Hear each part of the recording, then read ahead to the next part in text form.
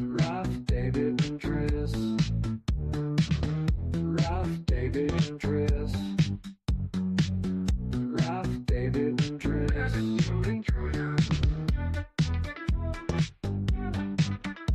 Rota, rota.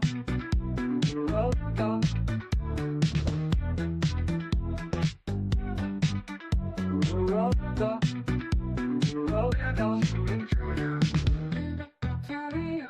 Flamenco, flamenco. Flamenco, flamenco. Flamenco, flamenco. Flamenco, flamenco. Flamenco, flamenco. Flamenco, flamenco. Flamenco, flamenco. Flamenco, flamenco. Ralph, David, and Tris. Ralph, David, and Tris. Ralph, David, and Tris. Ralph, David, and Tris.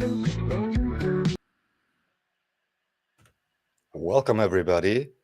This will be the third part of the trilogy with David Ewing Jr. I'm very happy, of course, that we can continue this exploration.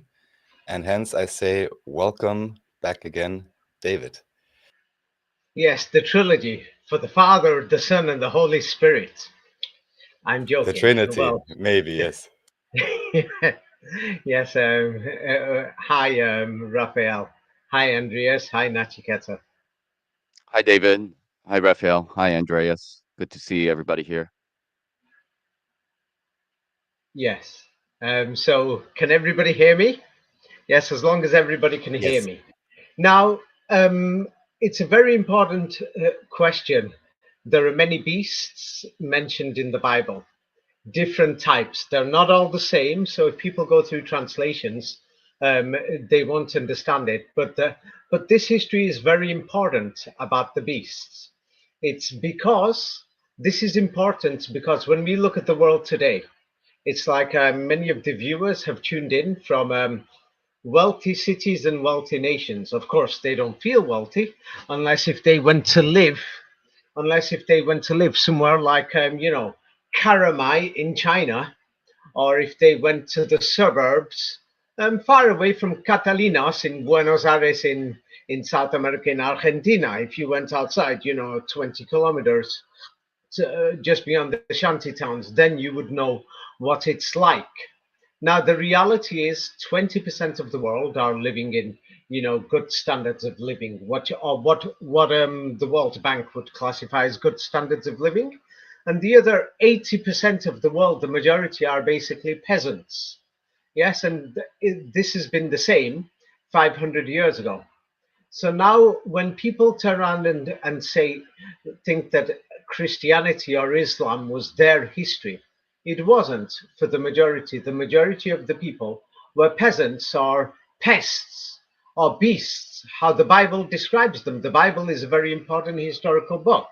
And unfortunately, we have religious crackpots, evangelists or fundamentalists in Christianity, or on the eastern side, we've got Islamists and Quranists who seem to think that, they know it all, but most of them are the descendants and the children of peasants or pests or beasts.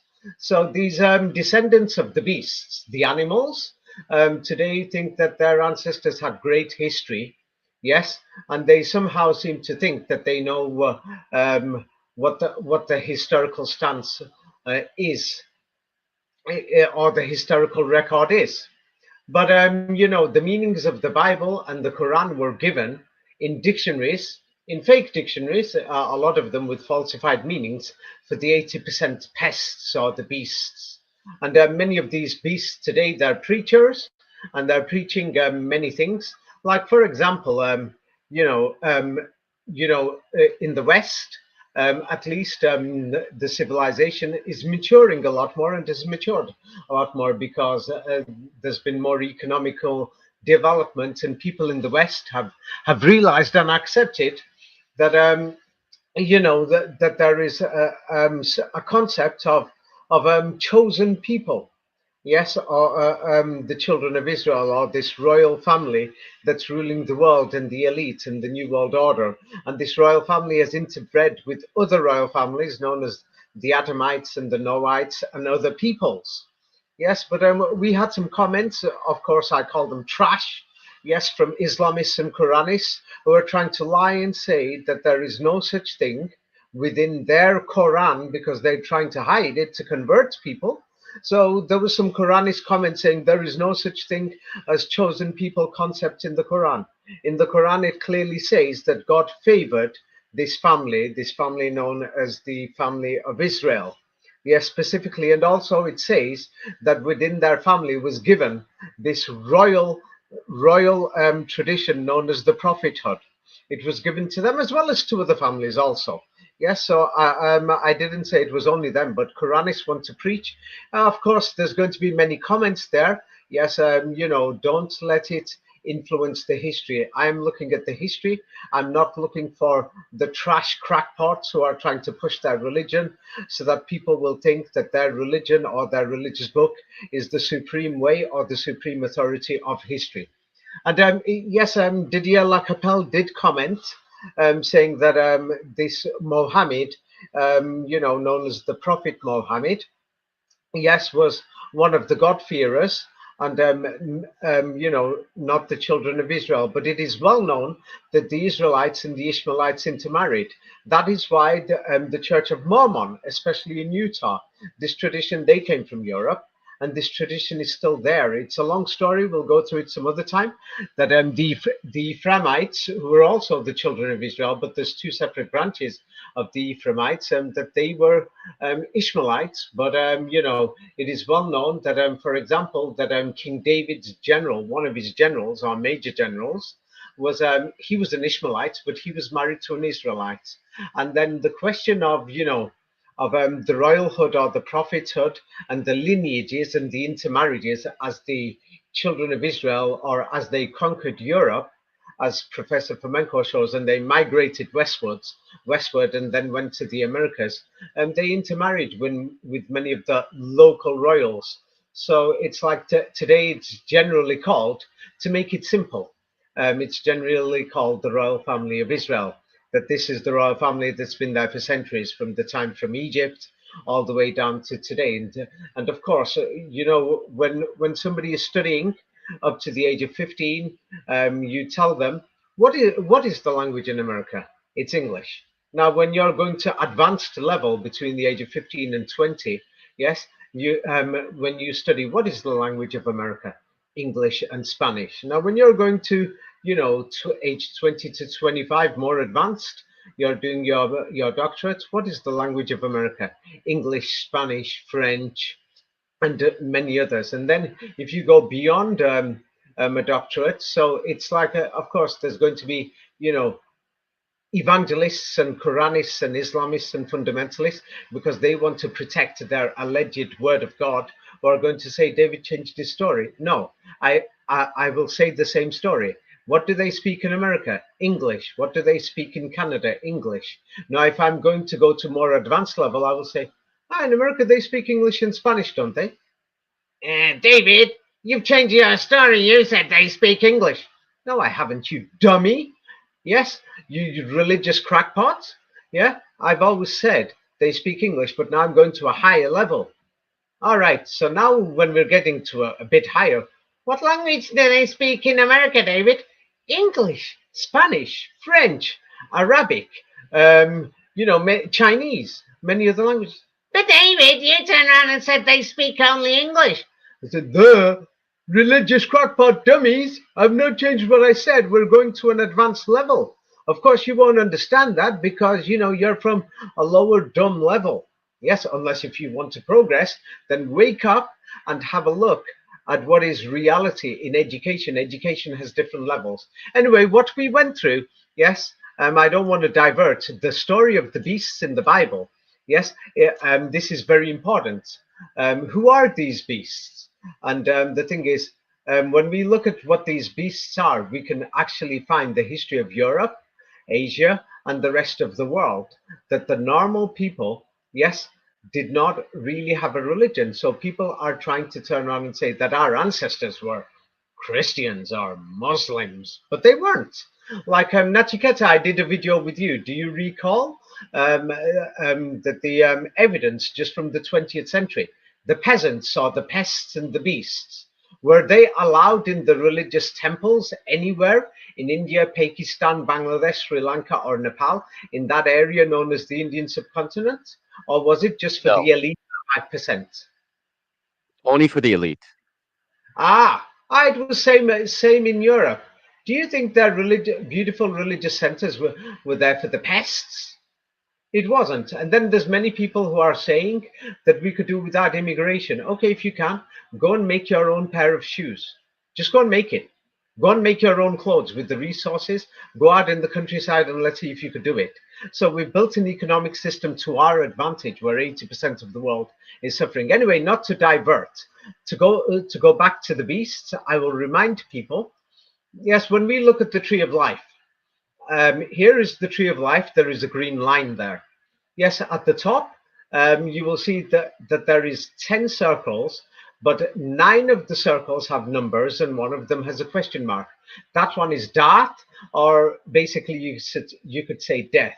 So that one is always excluded, and that's to represent the temple in Jerusalem. And that's at the top hexagon or the top cube in 3 dimensions. And below the green line is 1. So we have, or the 11th one. So that is the 9 and the 11. Yes, if anybody wants to understand the 9-11. Yes, it's just mathematical geometry. Yes, and then, of course, people have invented superstition based on many events in history where they've applied this mathematics. Now, this is important because to do with the beasts and how humans today fit in with the current world order and how it affects our future. Yeah, so go on to the next image. Yes, we saw this before. So this is the double cross. The double cross is to represent the 2 pentagons, hexagons. I mean, the 2 hexagons in the tree of life. And that's when the tree of life is perfect.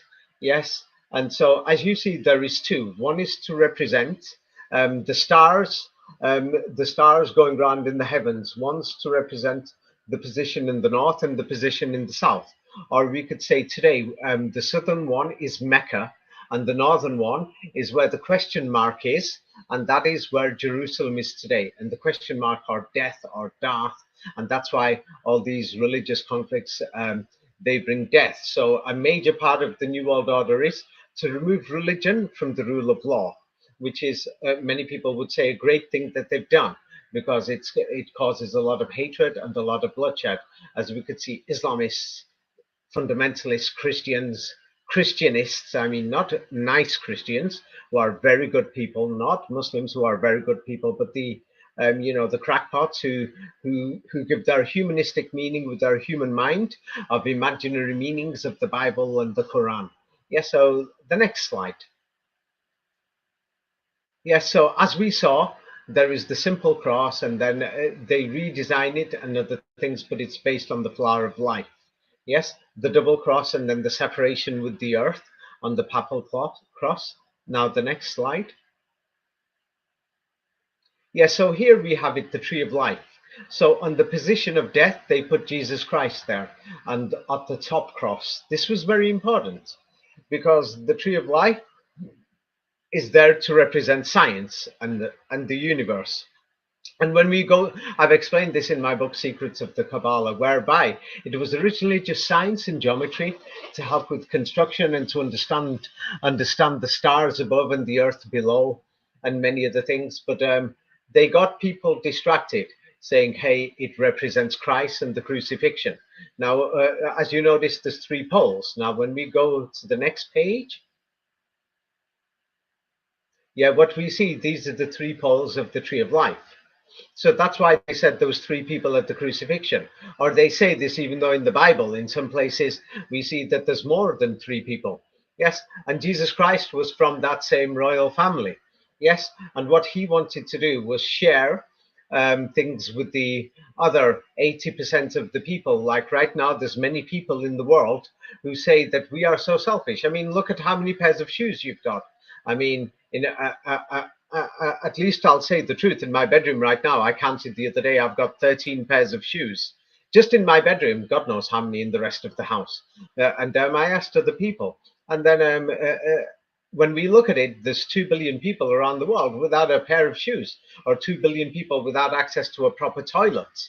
Yes, so when people are, when we've got these Islamist fundamentalists, Quranists, and even evangelists, just get lost. Don't comment. There's 2 billion people without toilets and shoes.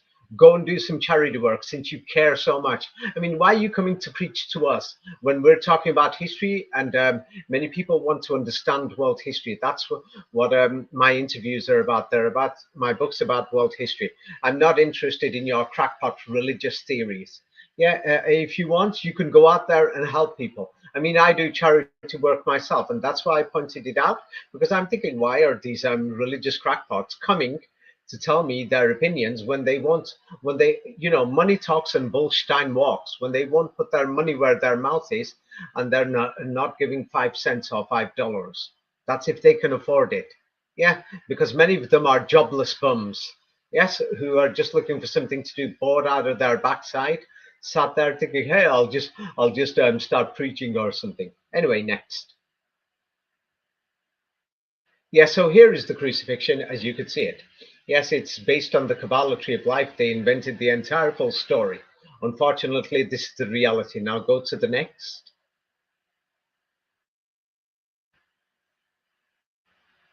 Yeah, we saw some of this before, but it's important. Now, after about 2 or 3 minutes, we'll get on to the new stuff.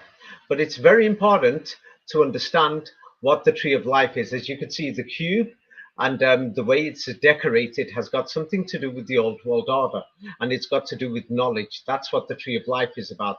The sacred knowledge, yes, or sacer in Latin, or sacer in Arabic, or secret in modern English. So next.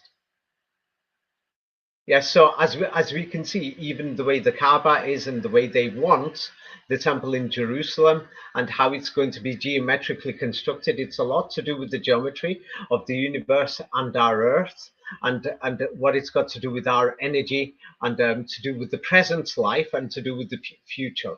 So these are very important things if people want to understand why things happen right now and why things happen in the future. Everything is geometrical, everything is scientific, and you don't have to be superstitious. Yes, you can figure out things yourself through science and geometry. Jesus Christ was, a geometrist.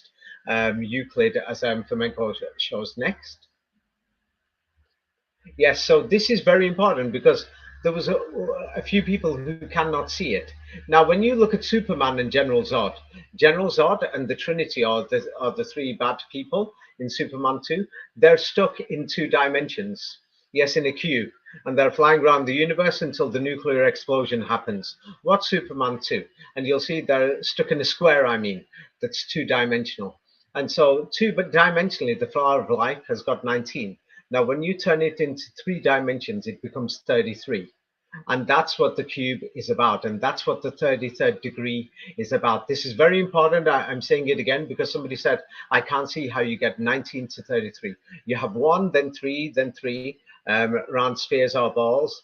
And then you put them with 19 in the middle layer, and then 3, and then 3, and then 1. Yes, which makes 33, and it forms the shape of a cube. Now, next. Now here it is from Transformers. This was very important. You could see the symbol of the Alpha and the Omega. Can you guys see the Alpha and the Omega there? The cross? Yes, on the bottom. Yes. Yes. So the Alpha and the Omega and the sun and the moon above it. Can you see it? Yes. Yes. So the sun and the moon, a lot of it is to do with geometry, the geometry of the universe and the things that we could see in our eyes around us, the geometry of the earth. The Alpha is the first, the Omega is the last, the number 9, and there is the cross. So this represents everything. Now the next. So here we see this was in Transformers. So as you could see, the top one was the problem, where they're coming and they're saying that their civilization got destroyed, the Transformers civilization, and then the bottom one was the Earth, and we have the flower of life inside the circle, which is the 19. So it's like for both of them there is a conflict. So now the bottom one is Mecca. Yes, and the top one is the Jerusalem one. So there is a war, unless if we can find a kind of agreement to do for the other side. Unfortunately, people are fighting about it. The next. Yes, so now this is very important, the word cross. Now, of course, there's many people who are going to quote languages. Now, if you read all my books, I've forgotten which of the books they're in, I've showed that they invented all the modern languages and that the people at the top, they speak a language, or they did in the past, and they used a language known as the language of the rabbi. And the language of the rabbi, you could call it Arabi or Arabic, not the modern dictionary Arabic meanings. It's a very simple language. It's used in the Bible and the Quran. You could say the Bible's in Old Hebrew. You could say the Quran is in Old Hebrew, or you could say that the Bible is in Old Arabic, or the Quran is Old Arabic. Call it what you want. I'm not here to fight, but it's basically the same language. Now, somebody could read this, the verse of the throne of God. Just the first sentence. How do you pronounce that in Arabic? Ayat al-Kursi. Yeah, so it's up to you how you pronounce it, but it's the verse of the cross. Can you see? Kurisi Korosi. So the verse of the cross. So the throne of God, the concept of the cross actually is in Islam geometrically, if one understands geometrics. And of course, there's going to be Islamists and Quranists. They hate the cross, many of these people. And the thing is, of course, they're going to say, hey, it's a curse. It's not a curse. That's where the word curse also comes from. And the word cross, yes, it's from the old world languages.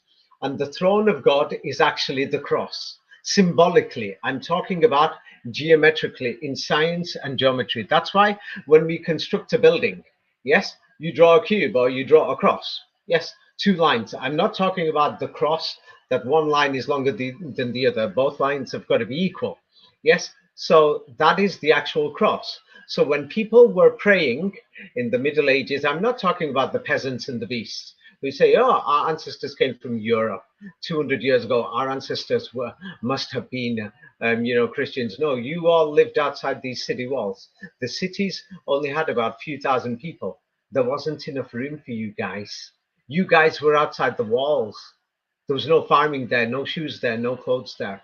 The people inside the city walls, the majority, were slaves doing farming and a few other things. Oh, and the population didn't go up because there's the history that they castrated them or whatever so that they can't have children, and they were kept as peasants or slaves. And that's why in the verse it turns around and says righteousness is to release these people. That was the final revolution, that after Muhammad came, the population started going up.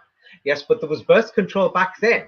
Yes, and so the people were like cannibals. That's why when they killed people, yes, what they did was they took them outside the city walls, just hung them on a pole, or you could call it a cross. And then, all these people who are like animals eating mud and everything came running over, blood falling, and they started eating the people. So it's like nobody could understand why there was so much cannibalism. Yes, before the 17th century, how this could happen. Remember, we discussed these things, Andreas and Raphael, do you remember 2 years ago? We went through these stories, from my book. Absolutely. Yes. So now, can you imagine today if somebody's being hung on a stick? I mean, who's going to run out there thinking, let's just jump on his legs and eat them? Oh, his arms, let's tear them off. It's because they did it outside the city walls.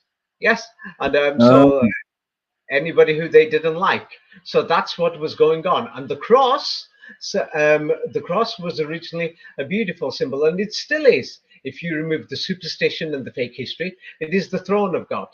Yes, it represents it. Same, like we are taught things to understand God. We're told that God is watching everywhere. That doesn't mean that God's got eyes everywhere. That His eyes are hanging out of the clouds, or they're inside the rivers and the sea. So the thing is, in Arabic, it's called the Ayat al-Karashi. Yes, or Karashi, however you want to pronounce it. So now next. Yes, so It here is we interesting. have. A Carusi looks like cross too. That's kind of interesting. Oh, don't worry, we'll go through the evidence.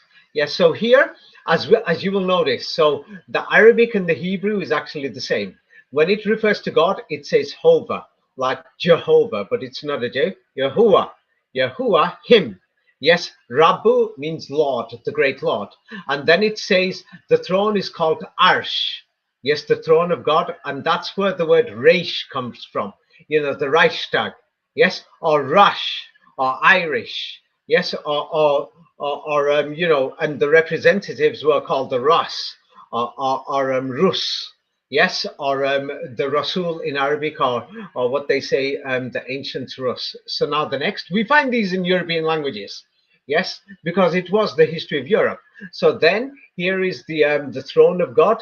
It's can you see it before you? Yes. So the throne of God is the cross you, and then it talks about the sky, and then it says the sky and the earth. The throne of God is basically everything that we could see. It means that the throne of God is the sky, which is called the heavens, or the summer sky, or sama, the European word summer. Yes, you know, in many Germanic languages is from there, and then the arda, or the order, or the earth.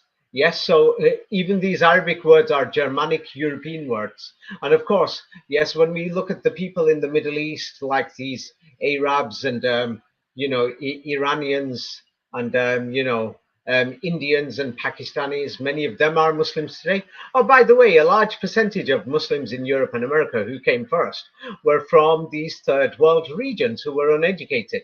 And they've come to the West here, and they're preaching to people who have a few decades extra of education. And now they're using dictionaries which were written in Europe. And now they're trying to tell people in Europe, yes, what is the meanings of the Bible and the Quran. That sounds a little crazy to me. Of course, there's many smart and intelligent people there, but you know, it sounds like a bit of a joke. Yes, whereby yes, they're trying to teach things that came from Europe when many of their ancestors were, as the Bible would describe them, pests or beasts. So we could see that the throne of God extends over the heavens and the earth according to this Quran, and it's a cross. It's a beautiful cross. Yes, that these Islamists and Quranists, you know, these crackpots curse and many of the things and things like that. But it's a beautiful symbol. Yes, you know, even historically. Yes. So now next. Yes. So here, we're here it shows an example that how many Muslims pronounce the word cross or kursi or kudsi, and that's why the place in Jerusalem, it's called Beit al-Maqdus, or Hakadosh. Kadosh means holy in Hebrew, Kadosh, and that's why many people from the Jewish community, especially Orthodox Jews and anti-Zionists, want to establish a temple there, and it's called Kudsi, yes, or Kursi, and it means chair to some people in many dialects. So some people pronounce it kursi or krossi. Some people pronounce it kutsi or kadosh. Next. Yes. So now somebody could read this. This is history itself. The cross as the throne.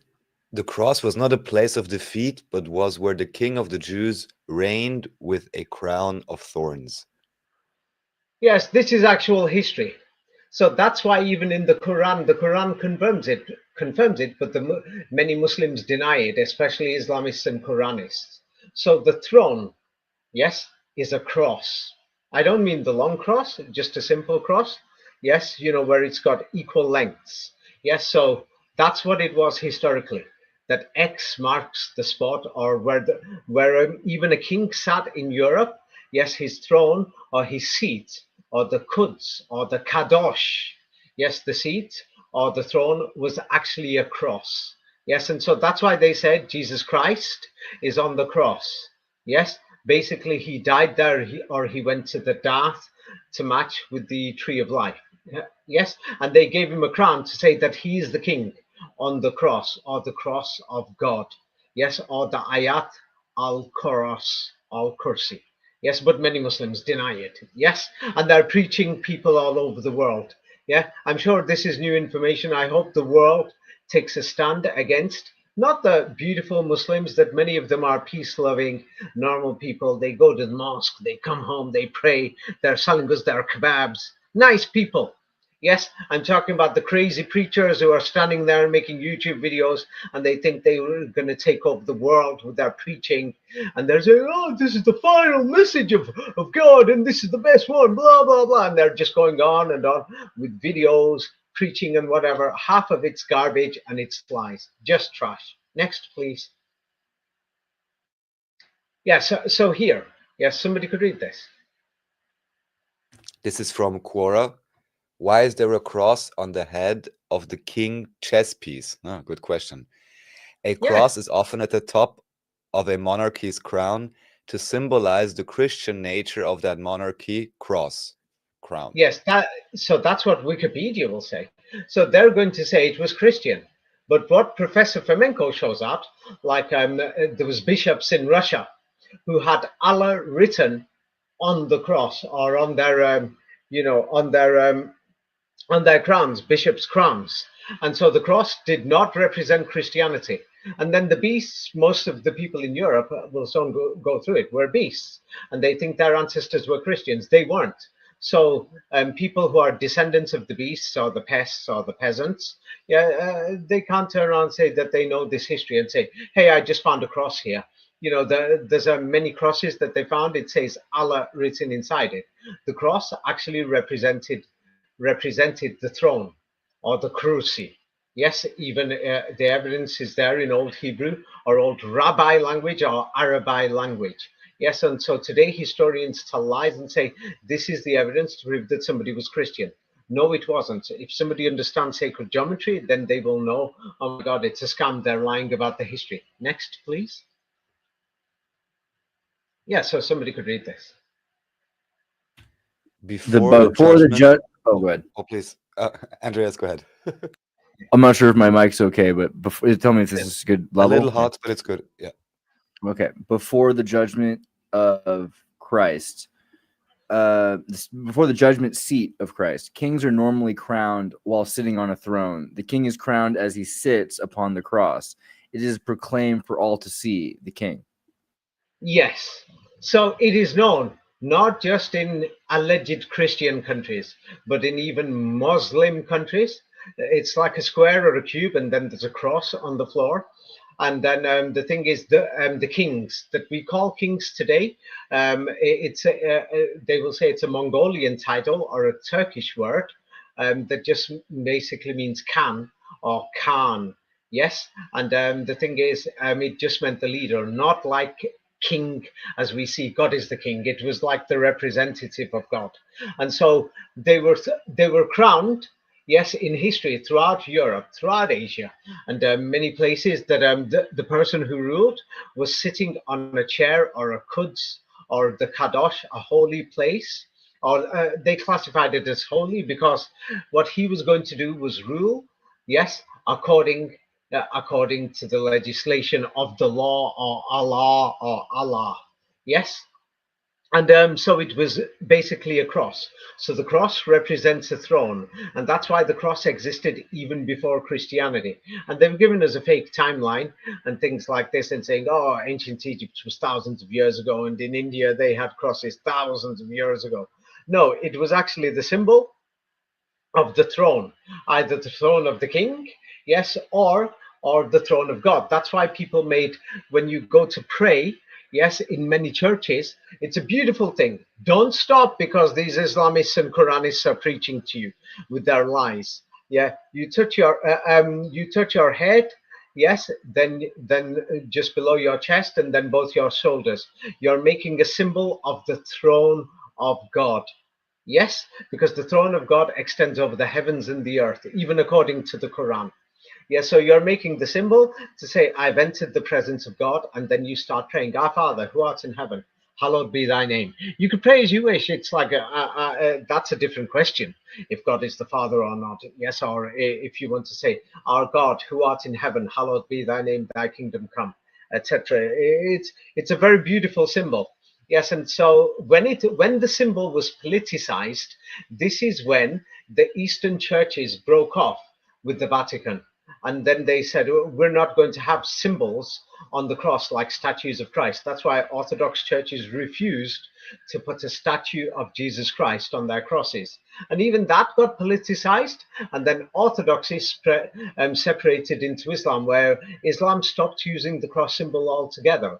Or we find that the Serbs still make the cross symbol when they pray, and they pray in the same way like Muslims, but it's an older tradition. And then we find that if you go across the border in Croatia, many people they make the cross symbol, the same cross symbol. It's a beautiful symbol, yes. And the Muslims stopped it because of politicization. When the politics is removed, it's a beautiful symbol. Yes. So if Muslims want to do it, why not? It just shows that you're praying, that you've entered the presence of God, that's all you've done. Yes. And so there is the question that the Latin churches went a bit further with many of their statues. That even in Croatia, yes, they refused many of these symbolic statues. I went to churches in Zagreb and in Split and other places, and I didn't see them. Yes, unless if these churches were directly under control by the Vatican. Yes. Next. Yeah, somebody could read this.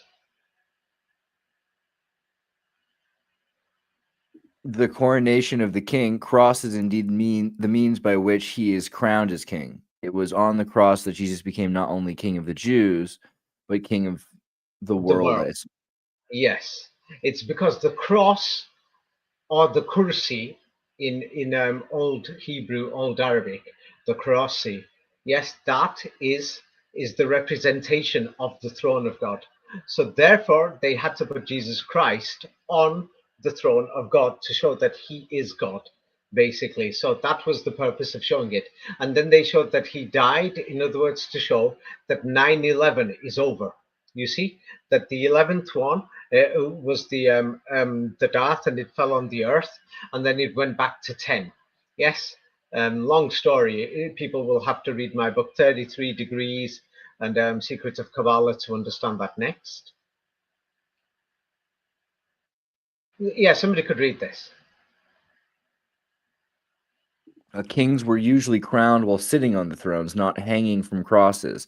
But this Jesus was a different kind of king. For him, the cross was his throne. In the ancient world, it would have been unthinkable for a cross to serve as a throne. Crucifixions represented everything that was the opposite of kingship. Yes. So now, of course, they've given some fake ancient history. Yes, because the cross symbol was stolen, the beautiful symbol. Yes, but kings were usually crowned sitting on thrones, not hanging from a cross that's hanging. It's like it's difficult. Try to put a block of wood there, standing there, and then put another one sideways to do a crucifixion. It's like to balance it in the Middle Ages, when you're just hanging a thief or somebody that you just want to get rid of. So the cross basically is the throne. And then they've added on the fake ancient history, yes, to show that the cross did not represent the throne, but the cross represents the throne.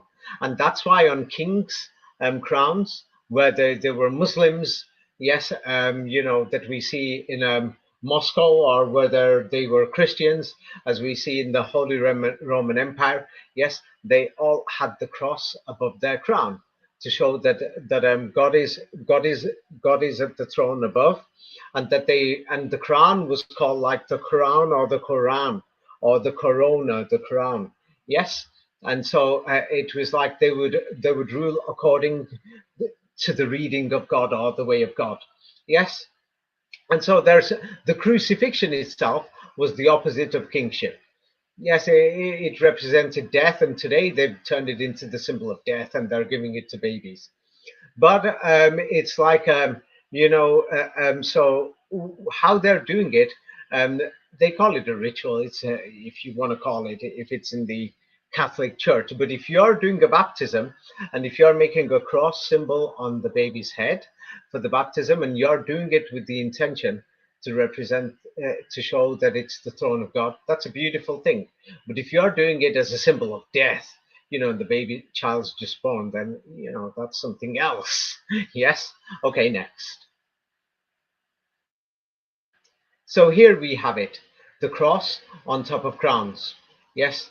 And so the thing is, the coronation crosses. And notice that it's like the cross forms the square and the circle, squaring the circle. That information, because there is a double cross, you have to understand both, or you will never understand half. Half doesn't explain it. So that's why there's two. One is today, the science and the geometry is in Mecca, and the other one, which is incomplete, and that's why we see a lot of inside jobs and mathematical codes, and it's to do with a lot of inside jobs that are linked to stories of death, like the war in Gaza and other things. Yes, and September the 11th, and to do with the 19s, that's to do with the top cross. But anyway, the cross represents the throne of God when the square and the circle are united, which is the universe. And so God is above you, and so you're ruling, yes, under the authority of God. And that's how kings have always had, yes, their authority, that they are ruling, yes, by the permission and authority of God, because God is the actual king. Yes, next. Yeah, so somebody could read this. Today, Jesus is our high priest, and he himself has sprinkled his own blood on the true mercy seat in heaven, the throne of grace. Interestingly, the number of times the Old Testament high priest had to sprinkle blood on the mercy seat, 7, speaks of Jesus' perfect sacrifice. Yeah, so as you can see, they've turned it into some fantasy fairy tale story. And some of the stories in the Bible sprinkling blood on the cross. Yes, or the mercy seat or the throne of God, you see. And so this is when you add stories like this to the symbol of the cross, that's when it becomes horrible. And that is why when Islam split from Christianity, yes, or Islam was actually Christianity, it was the same religion, they split because of many of these actions.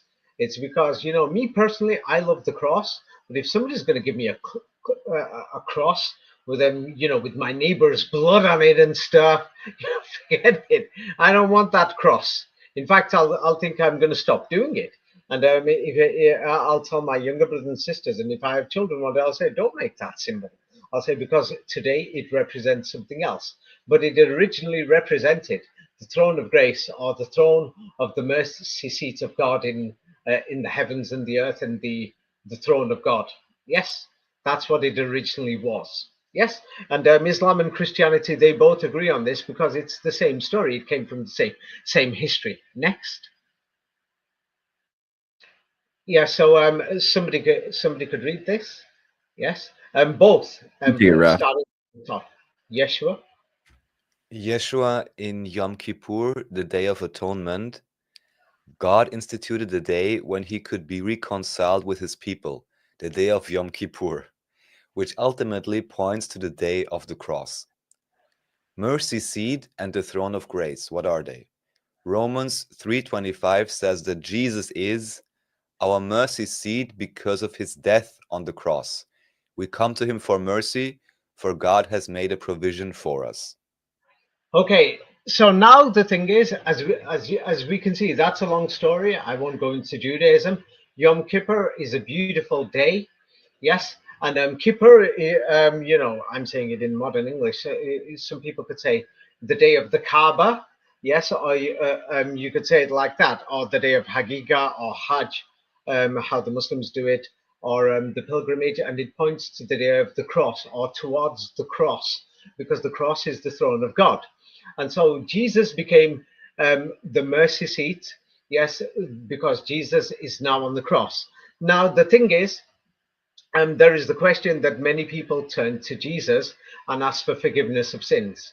Now, this became a problem between several factions in history, and those that said, no, God himself is God, and that Jesus Christ, you shouldn't, he's not the mercy seat. So this is where Islam actually splits with Christianity, and then Orthodoxy, the Eastern churches were in the middle. Yes, and so this is something that's a problem. And the thing is, of course, many Islamists and Quranists will deny it. But, for example, the Bible says a beautiful thing. In the beginning was the Word, and the Word was with God, and the Word was God in the New Testament. And then, the Quran itself says that Jesus Christ was basically the Word of God, or a word from God. Yes. And so the thing is, the problem was some people said, hey, we are going to communicate directly with Christ. Yes. And there is the verse in the Quran that actually says, hey, if they came to Muhammad and asked for forgiveness, so why can't people go to Jesus and ask him for forgiveness? So these are things that cause problems because there's the preachers that cause the problem, saying that you can do it, or that's the only way. Some of them were saying it, like the Latin churches. The Orthodox churches, they were like in the middle, saying, "Yeah, you can or you can't. That's up to you." And then there was the crazy Islamists and the humanist Quranists who were saying, "Oh no, you can't do it like that. Basically, you can't." It's like, ignore the preachers. Investigate this yourself. This is a very deep subject. Yes, and that's theology, and it's up to you how to interpret it. Yes, and the thing is, good luck. Yes, ignore all these fanatical preachers. Yes, next. Yeah, somebody could read this. This is from, from Judaism. Yes, the Parshat Teruma. Yes, and notice it's like parasha or Persia. Yes, notice that word, but it's supposed to represent chapters and parts. It's something to do with separation in books and many other things. But somebody could read it. The mercy seat, Parashat Teruma, the Kaporet therefore foreshadows the cross of Jeshua, and his shed blood is the means whereby a holy God can righteously forgive our sin. Yes, but the main thing is the mercy seat or the cross. It's the throne of God or the seat of God. You see? Yes, and the Quran agrees with this, even though Muslims disagree. I'm not interested in anybody's religious views. If it's historical, I'm interested. If it's any of your crackpots, Muslim preaching, leave it somewhere else, because I'm discussing history. I'm sorry for the strong words, but I've had enough, because many people are now saying I'm supporting these crackpots preachers. Yes, these crackpot preachers, and they think I'm preaching. I'm not. Yes, next. Now, so this is very important to do with the beasts, because many people have turned around and said, what is actually going on. And then we're going to look at Jesus Christ is God. There is God the Father, God the Son, and God the Holy Spirit, according to the Bible. So now Jesus Christ is God, basically, according to the Christian Trinity.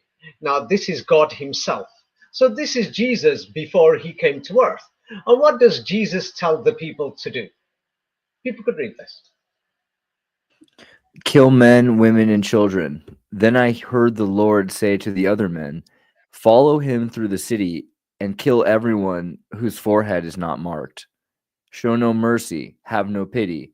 Kill them all, old and young, girls and women, and little children. But do not touch anyone with the mark. Begin your task right here at the temple. So they began by killing the 70 leaders. Defile the temple, the Lord commanded. Fill its courtyards with the bodies of those you kill. Go. Okay. So they went throughout Okay. the city and did as they were told. Ezekiel 9:5. Yes. So here we have it, Jesus Christ, before he came on holiday to visit earth, according to the Bible. I mean, Jesus is a beautiful God. As a God, he's telling us to kill pensioners, old people. Raphael,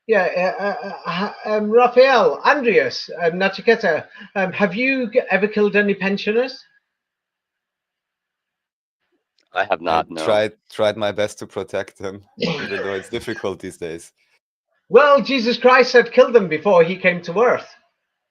Jesus. Well, sure, this is Jesus, though. This is Ezekiel, right? So this is actually supposed to be like No, when it's the the Lord. Deuteronomist. The Lord is telling people. It's the book. Yeah, but the- that's like when they go from, because before this you have the Deuteronomist. So originally the Jews had a Elohim, which was plural, a family of God with Asherah. So We're this not is talking talking about about Jews. the We're time when they're talking about killing Jesus all of the Christ. Jews that worship Jesus their Christ own is God. gods, Jesus and they're Christ is God the replacing it Father, with the God the Son. Tetragrammaton. So this is the Yes. Tetragrammatonist Deuteronomists. They're saying kill But anyone Jesus else. Christ is the second part of God in Christianity, and the Bible is God's word. And here we have is Yahweh or God the Father, who is Jesus So Christ. you would contest telling like that people to kill Ezekiel is Exodus, from, kill you're thinking babies. Ezekiel's a later book that's like after Christ is, it's So a if you're going to say that they falsified these books or with later things, that means Christianity is a forgery. well, in a lot of How can ways you it say is, but that doesn't mean that there wasn't a smoking gun or a Jesus, or Yeshua character, right? I Anyway, think that's let's not distract. Let's not distract. God the Father, God the Son. Here we have God the Father saying, kill all the babies as well, all them kids. Have you ever killed any children? no, luckily. Ah, okay. Well, if Jesus Christ, when he was God the Father, if he ordered you to kill pensioners and babies, would you do it? I mean, again, these are the Deuteronomists. These are the Pharisees and Sadducees that Jesus was protesting against, right? Jesus was supposedly protesting against Well, by this the way, group of this is not people. Pharisees and Sadducees.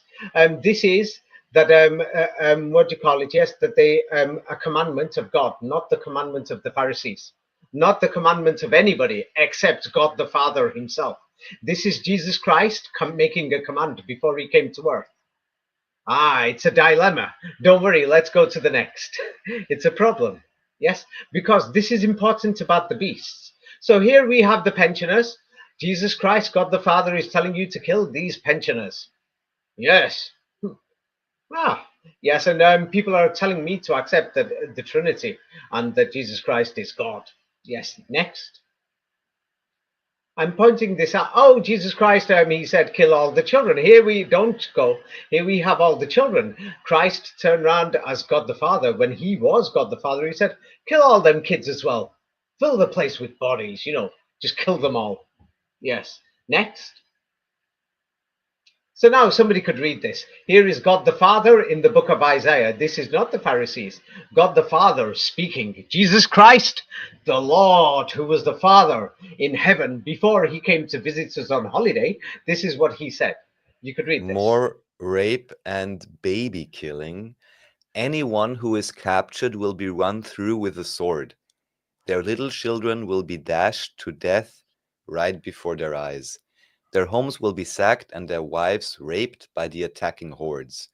For I will stir up the Medes against Babylon, and no amount of silver or gold will buy them off. The attacking armies will shoot down the young people with arrows.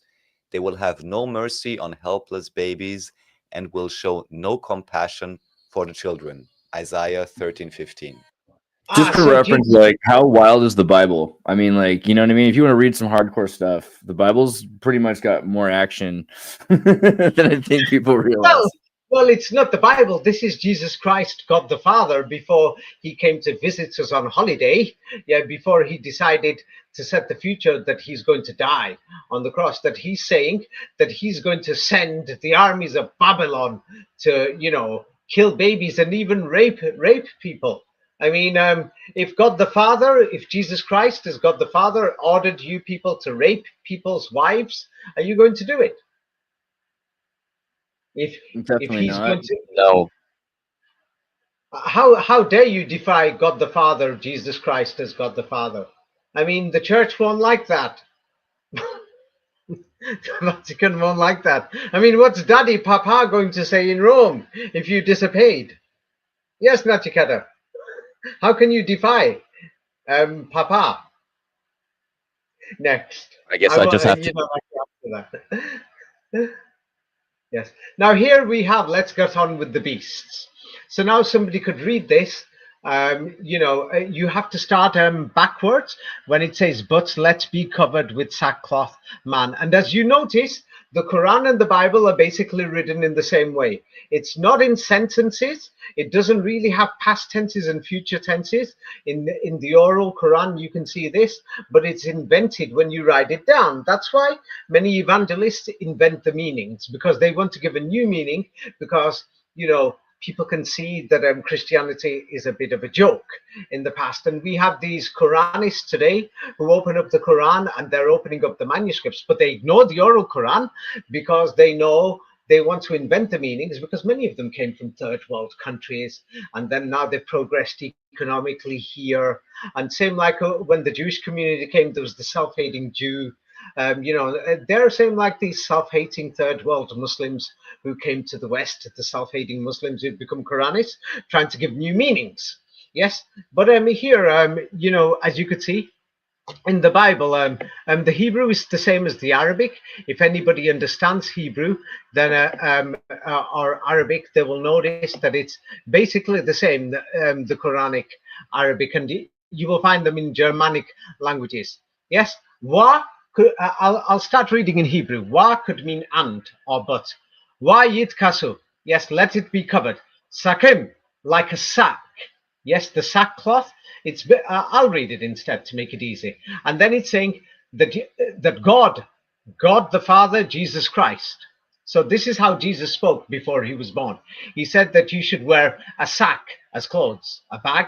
Basically, all the men should wear it. Yes, and all the beasts.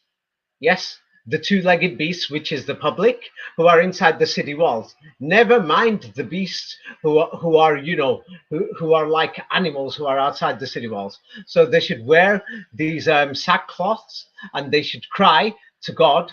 Yes, they should cry to God very loudly or mightily, and they should turn everyone away from his path of evil and away from the violence that is in their hands. But let's have a look at the Hebrew. It's the same as the Arabic, and so because there are many people have said it, that you know, many Muslims are looking for ways to take over the West.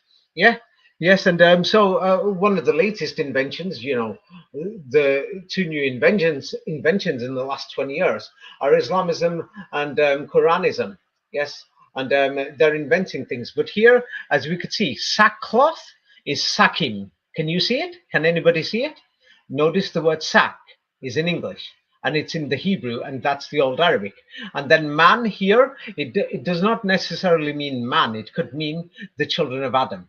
Ha-Adam, yes, and then it says the beasts, yes, Bahima, wa Bahima, wa means and also there, yes, and then it says wa yikrau, yes, and even in Arabic, akura, kura means like to cry or to call God, yes, or call God, and here it's the same thing, wa yikrau. Yeah, and then El could mean to or from, and then Elohim over there in modern Hebrew, how they pronounce it. But actually, it's the letter A. It's written with the letter A there. If anybody knows Hebrew, it's not written with the letter E. So it actually says Allahim. Allahim. It does not say Elohim there.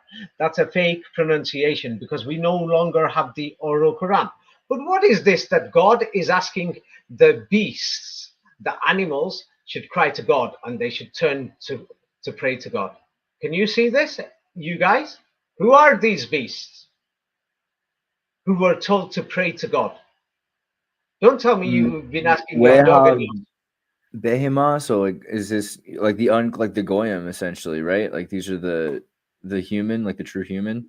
Yeah, it's the beasts. All these people who are living throughout Europe and Asia who think. Right. Okay. I'm on that. I can definitely follow. That's interesting because it doesn't say like the horrible satanic serpent or this seraph, or it says the beast. Yeah, that's very interesting. Good. Don't worry, we'll go through more evidence. And what's so important is that these people keep saying, no, our ancestors were Christians. Because when I pointed out, saying, look, yes, Islam dominated Europe, our Prophet Muhammad, because even Flamenco shows he basically conquered the old world order and the world changed.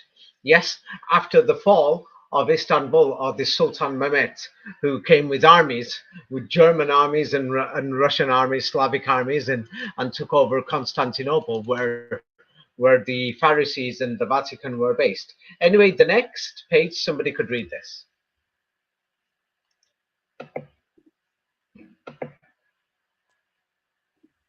Jonah Yes. 3:8.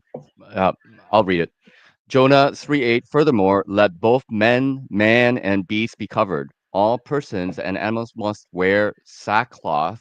Everyone must pay earnestly to God and must Pray. give up their Pray. wicked behavior. Everyone must pray. It doesn't say pay. Everyone must No, pray. I'm sorry. Yeah, pray. Yes, thank you. Yeah, so Earnestly to give to God. Yes, sorry. yeah, and give up their wicked behavior and evil actions. So these are people living within the city walls. So now once you understand this and you look at medieval cities, they were all small, few hundred people, and some of them a few thousand, and it was like a central castle with a moat, and then there was a few fields outside it to grow there. So the beasts were the slaves outside there, and then the soldiers were the children that they kidnapped, just the young boys, and they castrated them so that they can't have children or anything, and the beasts were in the fields. Yes, and those who were living outside the city walls were totally naked, just eating mud, cannibalism, and all that stuff. And the evidence is there in many stories that they wrote down throughout history what happened during the Middle Ages in Europe and Asia. That if you went outside the city walls, yes, many of the people, like when they did their executions or something, the crowds outside the city walls came running, yes, just to eat you, drink your blood, and just eat you. Yes, that's in my book, Skulls and Bones, and we discussed this, Andreas, before. But so who are these beasts? These animals, these beasts, were the people within the city walls, and that is the 20% of the people like today who are living within the walls of the cities or this modern civilization we've got today, and the 80% is outside. But there's a difference in the New World Order. The New World Order is trying, a lot of it, not everybody, trying to bring the rest of the world to move forward economically. So now we'll go through the beasts. So now the next page is the story of Pharaoh. Yes, in the book of Exodus. Yes, and here, this is God the Father. This is Jesus Christ. Before he was born, he was commanding that the firstborn in the land of Egypt, the firstborn of Pharaoh, yes, who sits on the throne, yes, should die. And here it says the throne is Kiswa or Kiso, yes, and even the firstborn of the maid servant. So this means that many of these rulers, yes, had some of the animals as servants, and they had children with them. Yes, and then the firstborn of the animals. Yes. Now many people seem to think, oh, God had the firstborn sheep killed or some other things, and some other people are trying to say, oh no, these beasts were black people or somebody. No. The truth is, we see these city walls, castle walls throughout Europe, and we could see the size of these cities. They were just small. Rome only had a few hundred people for the elite living there, and the rest of the people who were inside the 5,000-10,000 within the city walls from the 16th century. Yeah, we could see that those people were they used them like animals just to do the farming, and then the soldiers that they had, yes, were given training, but they weren't allowed to give birth to children. Yes, so that's how they did birth control before. And then everybody else was like animals outside the city walls. But notice the animals and the beasts. So now the next page, somebody could read this in the orange writing. It's difficult. Yes, I'll read it. This is a commandment from Jesus Christ when he was God the Father, when he made a command to Moses. Yeah, because Jesus is God the Father. So now let's get straight, because many people don't point that out. Yeah, so here is Jesus Christ telling Moses. Yes, when Jesus was God the Father. Yes, and then we have it in the Kabbalah and the Talmud or the Midrash, I forgot, where it says that God is a woman. But then, God the Father is a woman. And somebody said, oh, David is sexist. I'm not. I'm talking about history here. Nobody knows my opinions. Yeah, please don't make up any garbage. Yes, just because you got garbage coming out of your mouth. Yeah, well, God the Father, yes, according to many historical sources that we find, Jewish sources, is supposed to be the Shekinah or a woman. And then it says that, but in Christianity, it's a man. It's Jesus Christ is God the Father who became the Son. But then it says that Moses had sexual intercourse with God the Father. And so if God the Father was Jesus, this means Moses had sexual intercourse with Jesus Christ. This is in my book, 33 Degrees. And many people will understand what transsexualism is, or many of these agendas and trans kids and many other things. Yeah, you'll understand more of this. I've explained the historical aspects of it through religion in my book, 33 Degrees. So, Raphael, you read that book. Do you remember the story? That God is supposed to be the woman, the Shekinah, and Moses slept with him. Her, I She mean. might be indisposed at the moment. Raphael's indisposed. Okay, but it's in that book anyway. So the thing is, but here Right, in like the Exodus, feminine aspect of God. Yeah. yeah, are you back, Raphael? No, sorry, I That was was just saying Andreas. Andreas. Yeah, Ah, I was just thinking because like Elohim is plural and Asherah is the wife of God and Shekinah, right? There's a whole yes, idea of the Yes, David. feminine. Unfortunately, God. yeah. I'm with multiple activities here, but please ask your question again and I can answer you. Yes, you read the book 33 Degrees. Do you remember that the Shekinah is female according to the Yes. theology of Yes. Judeo-Christianism? So now if Jesus Christ is God the Father, yes, and Moses slept with God and God is a she, so that means Moses had sexual intercourse with Jesus Christ according Oh to yeah, this yeah. historical We had a whole tradition. video about this, sleeping with God. Yes. But Jesus Fun Christ fact. is God the Father, so this is new information now. So this is the Gets more story of convoluted. Yes. transgenderism, yes, and homosexuality. Yeah, so Wow. Moses had sexual intercourse with Jesus Christ.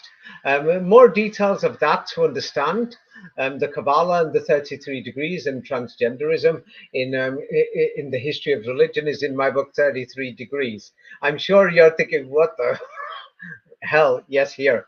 But I thought I'd bring it up right now. But anyway, here in Exodus 22, God the Father says that if you're going to have sex with the beasts, you should be put to death.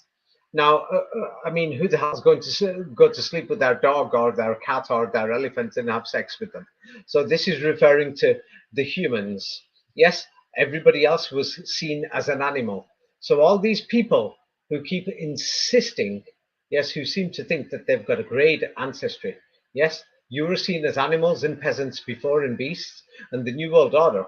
Yes, many of the people at the top still see you as animals, pests and beasts and peasants. Okay? Yes? And they look down on you. And you already know this, saying, hey, they're making a fool of us. So please don't say David's just saying it, because next minute you'll be commenting somewhere or watching a video and saying, oh, yeah, they think we're fools. They're trying to brainwash us. Oh, they put that. Can you see that? Did you see that in that movie? That's part of the Illuminati, blah, blah, blah. Oh, but when David points it out, somebody's going to say, David said it. No, you all already know it. You all already know this. So now the book of Leviticus, here is Jesus Christ as God the Father, yes, who had sexual intercourse with Moses, yes, and it says here, says if a man has sex or is sleeping with an animal, yeah, he should be put to death, and you should kill that animal too.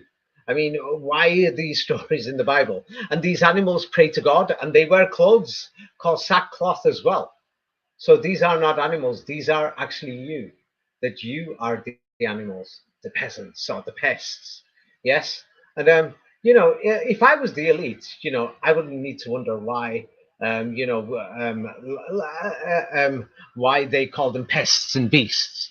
Yes, because they look down on them. Well, Obviously, also, I mean, there's a difference here because we're using bibchema, which means like domesticated animal. So it's an animal that follows Noahide specifically, which is kind of funny.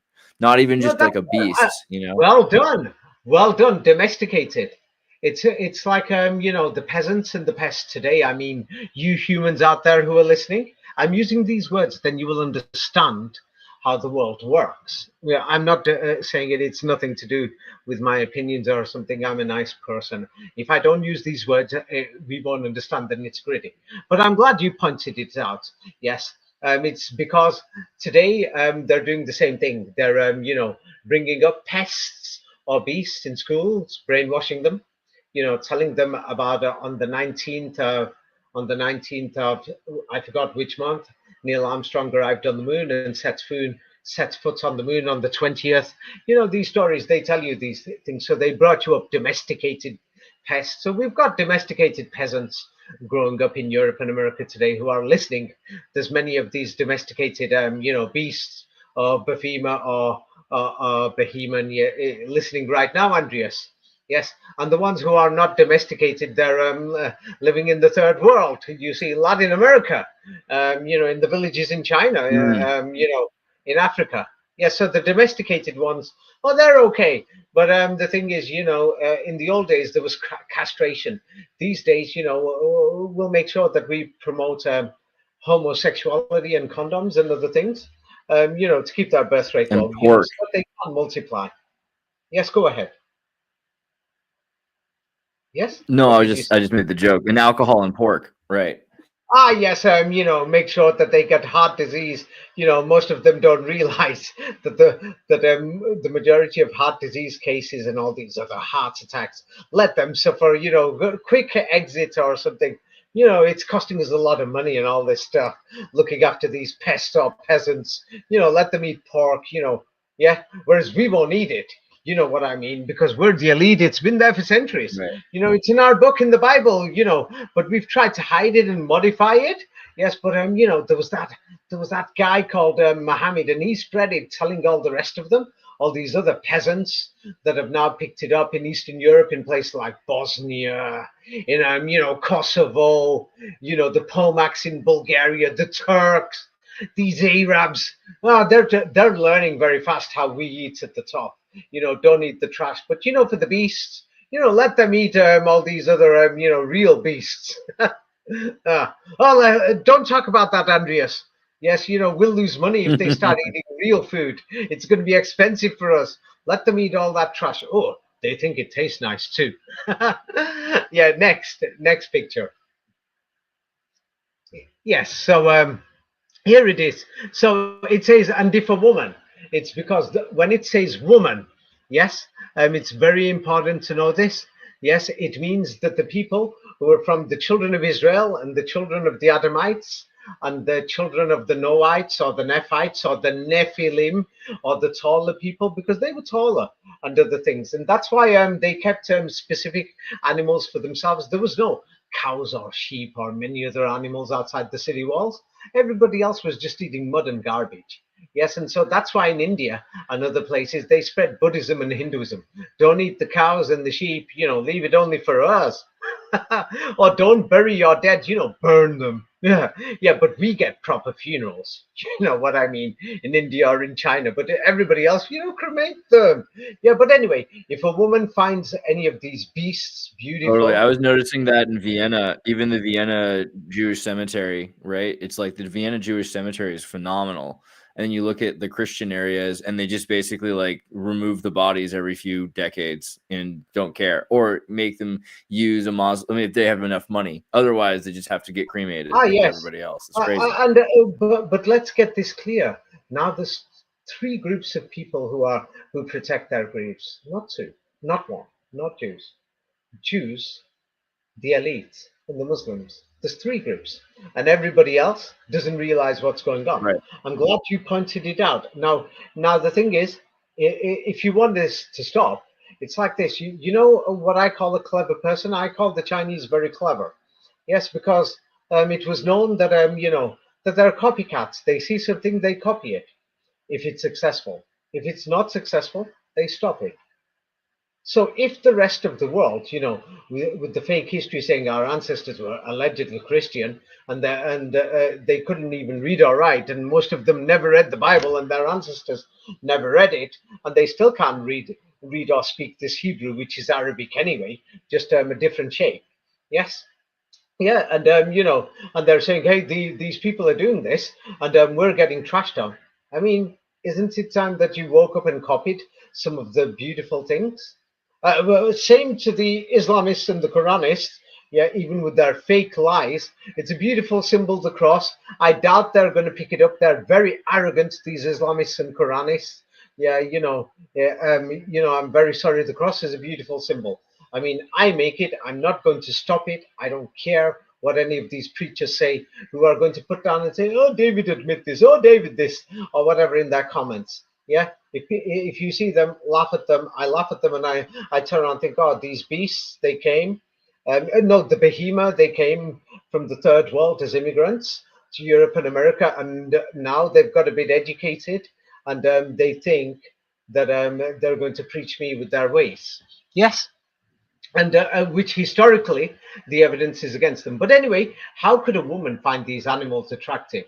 It's because the thing is, many of these beasts, they were white, black, yellow. They were from all these races all over the world. So, the peasants. Yeah, so they did the farming, and they kept them all separate. Some of them did metal work, some did this and that. But they didn't teach them anything. They didn't teach them any forms of worship, any reading, writing, nothing. And then there was other men. They kidnapped children, they castrated them, brought them up as monks. Yeah, because they were there specifically for the elite, just to read and write down the history, write this down. They were basically slaves. If you actually check how the cities function, now nobody's actually checked. If you actually check, then you're going to think, damn, oh my God, when David says that Islam was the first amongst the public in Europe, yes, and the original Islam was through Jesus Christ, he wasn't joking. Yes. And Christ brought the shalom or ishalam or salam to the first group of people, but it didn't spread global. And then Muhammad did the global revolution. Yes. But anyway, here we have in the Bible, in the book of Leviticus, that you can't sleep with these beasts. Now, the next page, somebody could read it. Leviticus 20:16, if a woman approaches an animal to have sexual relations with it, and of course we're talking about domesticated goyim humans, kill both the woman and the animal. They're to be put to death. Their blood will be on their, I forget. Yes. Oh, by the way, these laws were there throughout Europe. So this is not the Bible. These laws were in Germany. These laws were in Right, just like the France. Holy Roman Empire followed Leviticus. Yeah, Yes. totally. And Yeah, everyone Spain, knows even it. with the Maimonides, the Yeah. Muslims had this rule too. Yeah, these were the laws in Poland, in Russia, throughout Europe, inside the city walls. And these laws were not for you, ordinary people who are, from European origins, because you people were the beasts, and they didn't want to sleep with you because you are animals. Yes, that's how they saw you before. That's how many of the elites see you now, until Jesus Christ, who was a normal man who led a revolution, as we could see in history, to change things. And then the final part, Moses started off the revolt. Jesus Christ did the revolution. Yes, and then there was it set up these few original Islam, original Christian states, or their own things, and they were getting massacred in many places, but they were still a minority. Like when we talk about the Cathars, the Bogomils, the Valdensians in Germany, Switzerland, northern Italy, and all these people got wiped out. Yes, the Bogomils in Bulgaria and all these other places, until this man called Muhammad came, who's another one of the elites. Yes, and why I say he's children of Israel, it's because we do know that many Ishmaelites married, yes, Israelite women, and the thing is, in the past, the bloodline was based upon your father. That's why they say Abraham, Isaac, Abraham, Jacob, Isaac, etc. Baruch atah Adonai, Elohe Abraham, Elohe Ishak, Elohe Yaakov. Yes, Elohe Abraham. Yeah, Abraham, Isaac, and Jacob. I have to read it out in Hebrew to remember it. Nice work. By the way, that's the Lord's Prayer in Hebrew. I know it. Yeah, I like Yeah. it. It's Good if you ever have some bread and a girl nearby. Yeah, you got to do that. Well, anyway, yes. So the thing is, so many of these beasts are pests. Many of the normal people who are listening, their ancestors who were taken as slaves and animals who were lucky that they don't have to be cannibals outside the city walls. They were given separate laws. They were allowed to keep some of the farm produce inside the city walls. They weren't Christians. They didn't have any religion. They didn't have any languages either. They just knew a few common words or something, about 100 words. Pick up, throw down, move, go sleep, come out, Pick it up, follow me. They just learnt a few hundred words. Yes. And we could still see that there's many people in poor areas, like, for example, in India today, there's a desert called the Thar Desert. It crosses into the borders of Pakistan. There's about 50 million people there. Yes. And, there's no mountains and valleys. It's all flat land. There's no roads there, nothing. And, there's, people are having sex with each other. And now things have got better. Yes, when I say people, I mean mother, father, children, things like this. It was so bad in the 70s. There's 50 million people there, or maybe more, including the surrounding areas. That's enough of that's same like the population of England. That's how many people there, or the population of France, if there's 70 million, if you count the extended areas. And 30, 40 years ago, many of them didn't even have a language. Many of them even ate each other. If somebody died, cannibalism, anything, they were just totally naked. Yes. But anyway, so the ancestors in Europe were exactly like that. Now, if they're going to say, hey, look at these cities, star-fought cities, by the way, your ancestors have nothing to do with these civilizations, Mr. Europeans or Mr. Asians, who are going to say, look at the star forts in Iran, look at the star forts in Georgia, or look at the star forts in Pakistan or India. You people who are outside. Same like the people who are dying to come over, Latin Americans trying to cross the wall in America, or Africans and Indians trying to cross the wall, and Chinese to cross the wall or the sea into Australia or to Europe. That's who you people were, you see. And then it was this man called Muhammad, or this prophet Muhammad, who turned it global, that he basically defeated the elite in the old world order, and because many of them joined them, whereby he set the slaves free. And if anybody was a Christian, it's not because he worshipped as a Christian, he was a slave. Yes, that's why in many, even in Croatian, the word Christian in old Croatian basically meant, are you a slave? Yes, in that language, it was just Christian. Yes, but anyway, somebody could read this, Leviticus 20:16. If a woman approaches an animal to have sex, didn't we do this one again? Approaches an animal to have sexual relations so that kill both the woman and the animal, they're to be put to death. Yeah, Their just blood will kill be put them. on the altar. Yes. So these animals were actually humans. Yes. Next. Now this is important about the New World Order, because this is very important, because the Ishmaelites and the Israelites and many other people intermarried.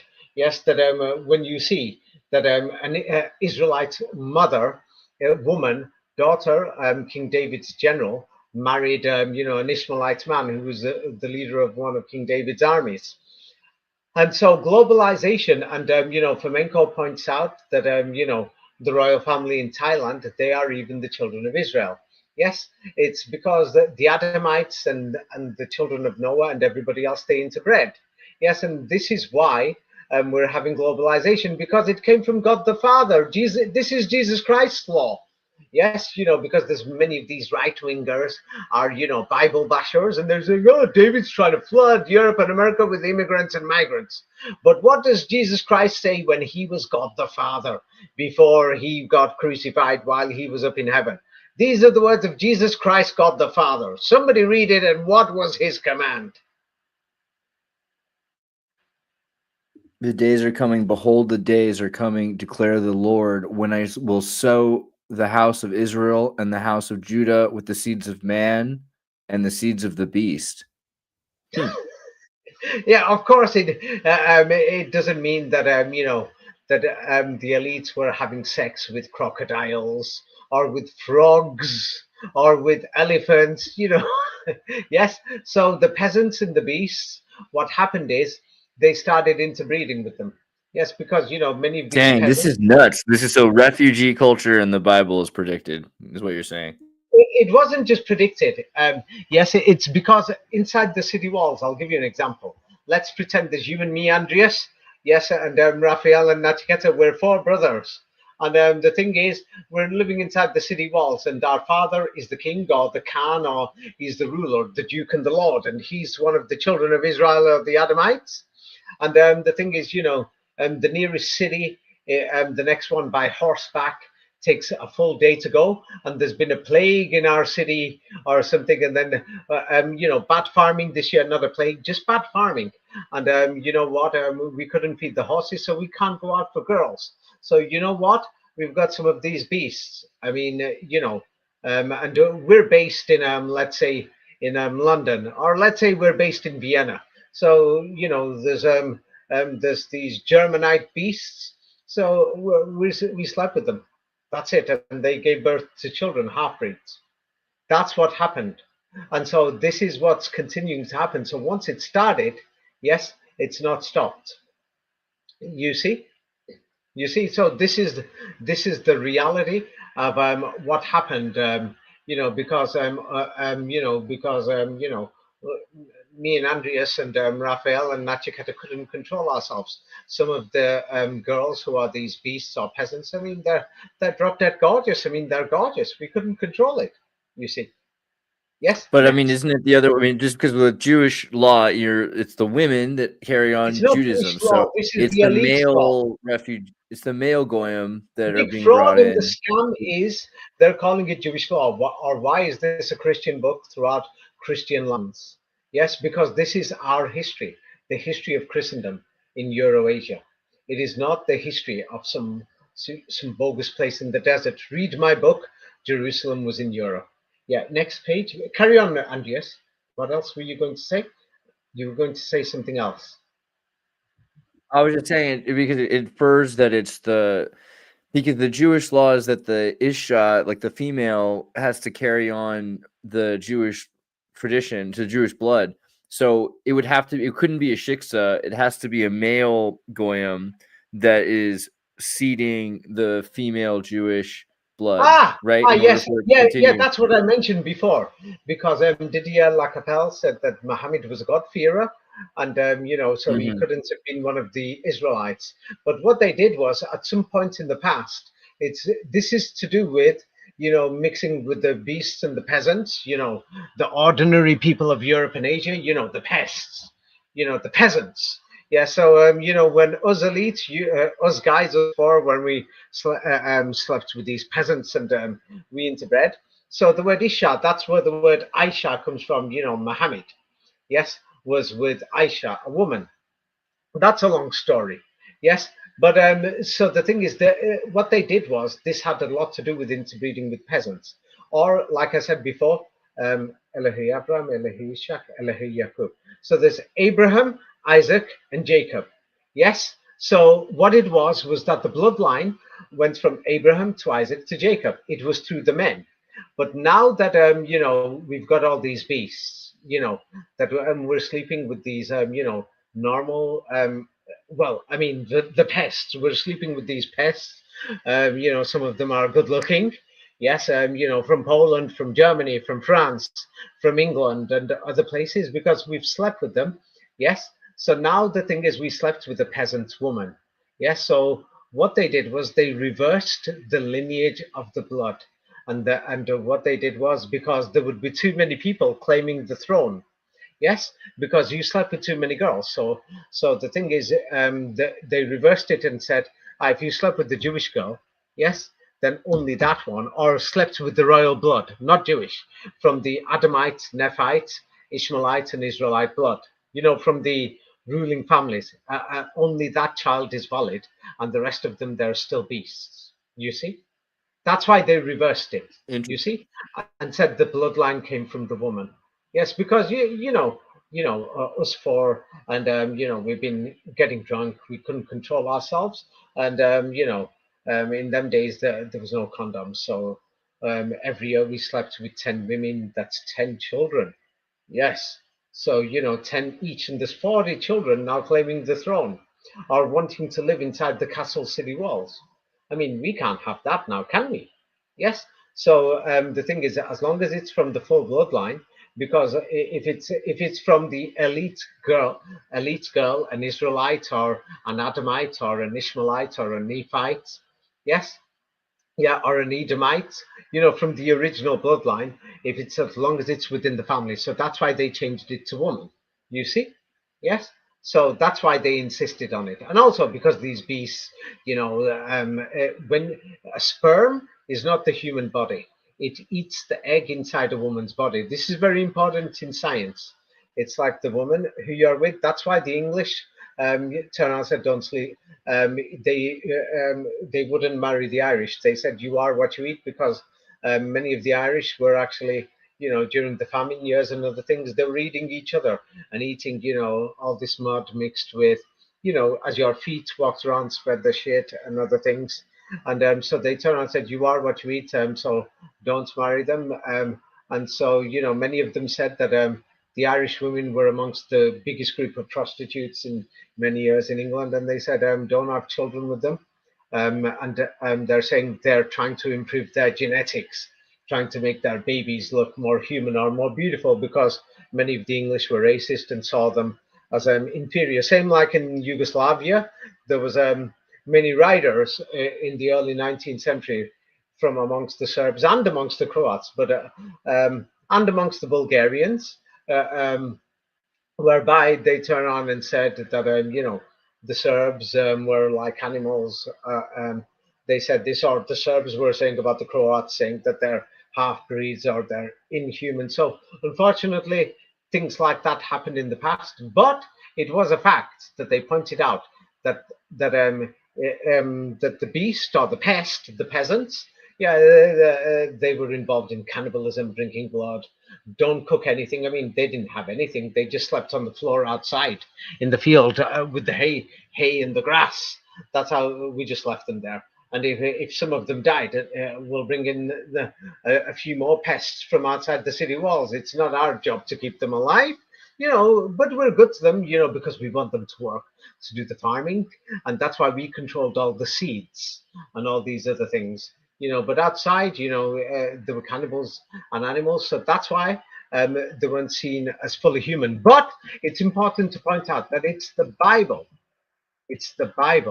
that turned around and says that God is going to mix the blood. You see, and God is going to do this globalization of the elite and then the beasts. So you see, so some people are saying, "Hey, it's a conspiracy and this and that." Well, it came from the God of the Bible. Yes. So now the next one. Ah, no, we're on the next one. Go back. Yes. So because we don't want to run out of time today and finish this. Well, anyway, this is in the Bible, and then it says in the book of Exodus, "I will drive them before you in 1 year lest become the land desolate, and the beasts become too numerous." Because the beasts and the peasants, yes, if they were within the city walls, if there was many of them, so they had population control back in the days. You see, many of the monks and the soldiers and all these other people, they made sure they couldn't reproduce. Yes, so global birth control and depopulation has always been there. It's nothing new. Next page. Yes, so here, yes, and here, this is from the book of Judges, and this is talking basically during the Middle Ages, the wars and the battles, Holy Roman Empire, this and that, throughout Europe, and the princes fighting. And then it says the men of Israel. These are basically the Eastern Europeans and who had invaded into Western Europe. And it says the men of Israel turned back they turned against the sons of Benjamin, and they killed them with the edges of their sword. Basically they went from city to city, the city walls, and so they killed the people and they killed the beasts who were basically fighting against them. I mean, how could you have beasts fighting for you? Yes, and all the beasts were living inside all these cities. I mean, what the hell were beasts doing? I mean, did they have all these monkeys and gorillas living inside all these cities? I mean, you know what I mean. So and the next page. Yeah, so somebody could read this. The American South is still eating white dirt. It turns out that the ongoing history and the origins of why people continue to snack on powdered clay continues to be mysterious.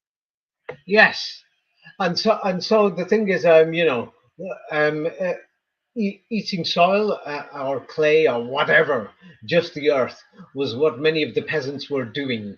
Yes, and it was still being done in large quantities in the early 20th century in Europe and America. Even after World War II, people couldn't find any food.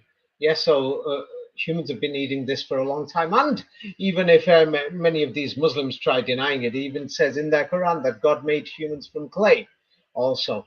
Yes, and people are still doing it today, like the Thar deserts in India and Pakistan. Yes, because many Muslims try to deny it. And they're going to be preaching in Europe and America. There's people out there who need food, mister, in the Thar deserts in India and Pakistan. Yeah, go and do your preaching somewhere else. I'm not interested, because many of them are preaching me. Next page. Yeah, so here we have it, pictures where people were just eating the soil and things like this. People are still eating mud today. Yes, it's if it's mud, it's softer. And there is stories in the Quran. This is to do with the mud flood, where it says God sent soft clay, baked clay, melted clay from the sky, and it came down and attacked cities in the past. And so if people are wondering why there's many mud flood cities, I mean, this story, parts of it is in the Quran.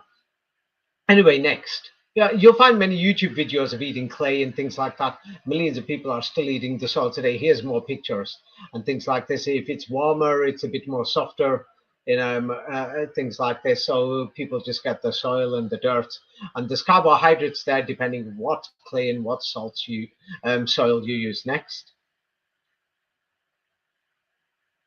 Yeah, so here we have it. People were doing it in the past.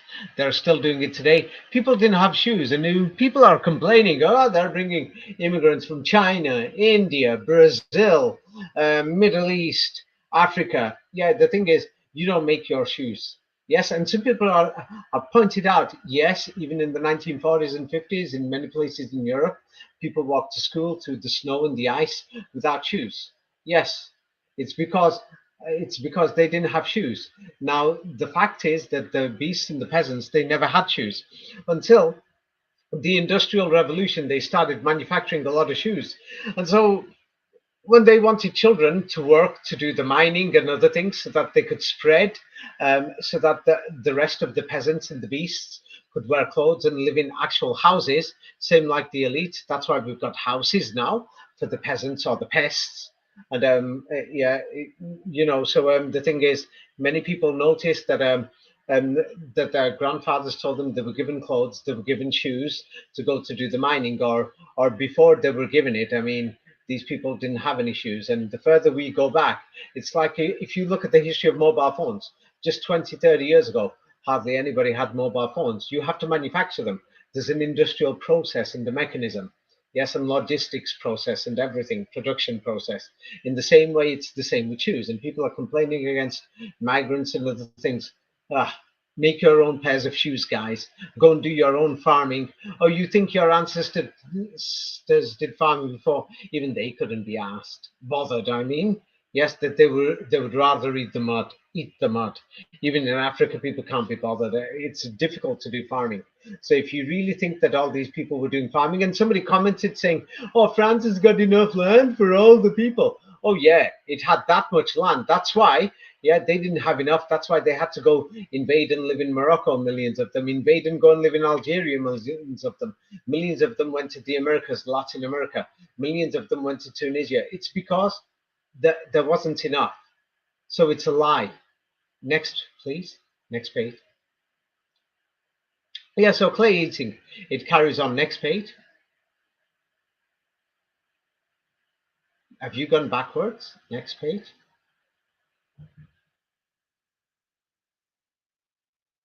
Yes. Yes. So now here we can see.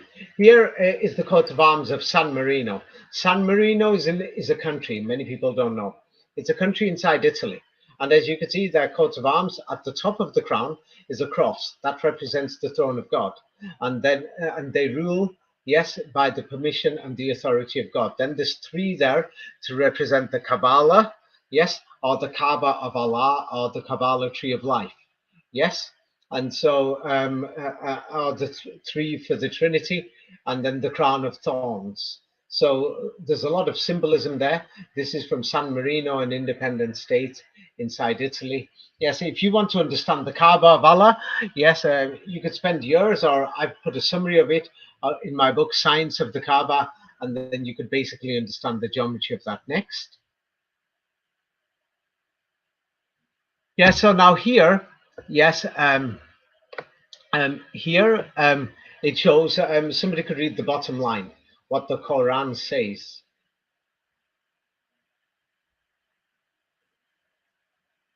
And indeed, we created the humankind from an in essence of clay. Yeah, it says that God created, life from water, and that humans were basically fashioned or made from clay. That's why clay soil, whatever you want to call it, or mud. Yes, and so that's why humans were eating it, and so um, many people are saying, "Hey, look at the ingredients in our food, the sugars, this and that, everything," and many of the damages in the body. They're lying about what humans are made of, human biology, and they're lying about the components. This really needs to be investigated. Yes, nobody's screaming about this apart from the mainstream Muslims. Mention this quite a lot. When I went to the mosque, they told me this about the clay story, and that's when I thought, "Oh my God." Yeah, or otherwise I would have never woke up about this thinking, why were so many people eating mud and clay in Europe? Next.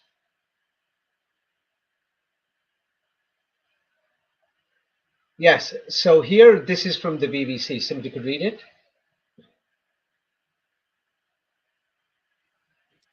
Who, what, why? Why do people eat clay? Clay could even do you harm if it's not food grade quality. It can contain arsenic or lead. Pregnant women sometimes crave dirt clay. Yeah, so clay, or which is made from soil or mud or whatever you want to call it, different names. Yes, next picture, have a look. People could watch these videos on YouTube. Yes, you could go out there, just eat the soil with water. It's mud. People are eating it. Yeah, they give it different names: chalk, clay, whatever you want. People all over the world, many people are still eating this to survive. Millions of people, millions and millions, and they're surviving generation after generation. I know many people who I do charity projects to, that they're actually eating clay. You see, so what is actual human biology and human composition, and the actual real human history? This is very important. I mean, nobody mentions the clay aspect or this mud or soil thing about from the Quran. This is important. Next page. Yes, so here, yes, yes, this is from the Quran, and this talks about, yes, basically it talks about God replaces one group of people with another. Yes, we went through that in the past before, but this is the verse. If anybody wants to read it, next page. Yes, so here it goes through where God turns around and says that he will replace people. And then the Arabic words and the Hebrew words, the thing is, you will notice that the word there in Arabic for people, what is the word, Arabic word for people?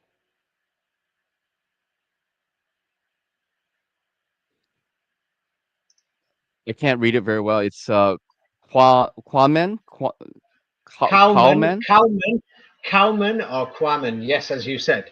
Yes, it doesn't say Adam. So that's why many people have said that in the Bible and the Quran, when it talks about the Adamites, it doesn't mean people. Yes, because there are separate words for people or the tribe of Adam and many other things. Anyway, next. Yes. So here we see in the Quran itself, it uses the word Qawman, or however you want it, in many places in the Quran. Yes, in case there's these Islamists who say, yes, about the thing. And the next page is basically another verse in the Quran where it says that God replaces one group of people with another. Yes, and that's why we could see migrations and new peoples coming and going.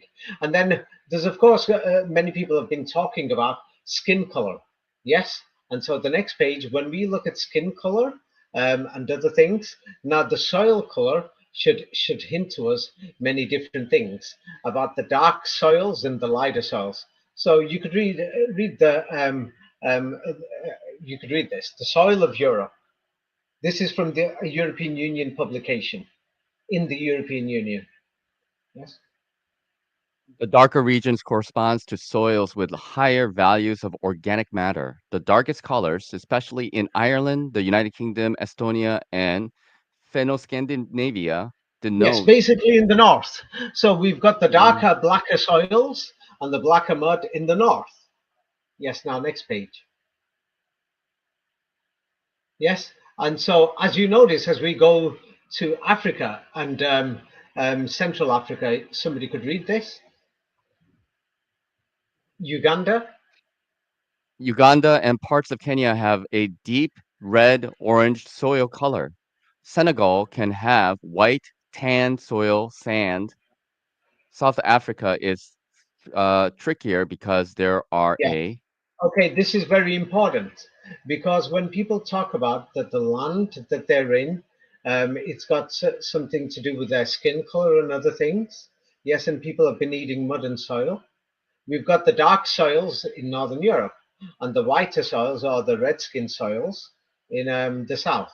Now, next page.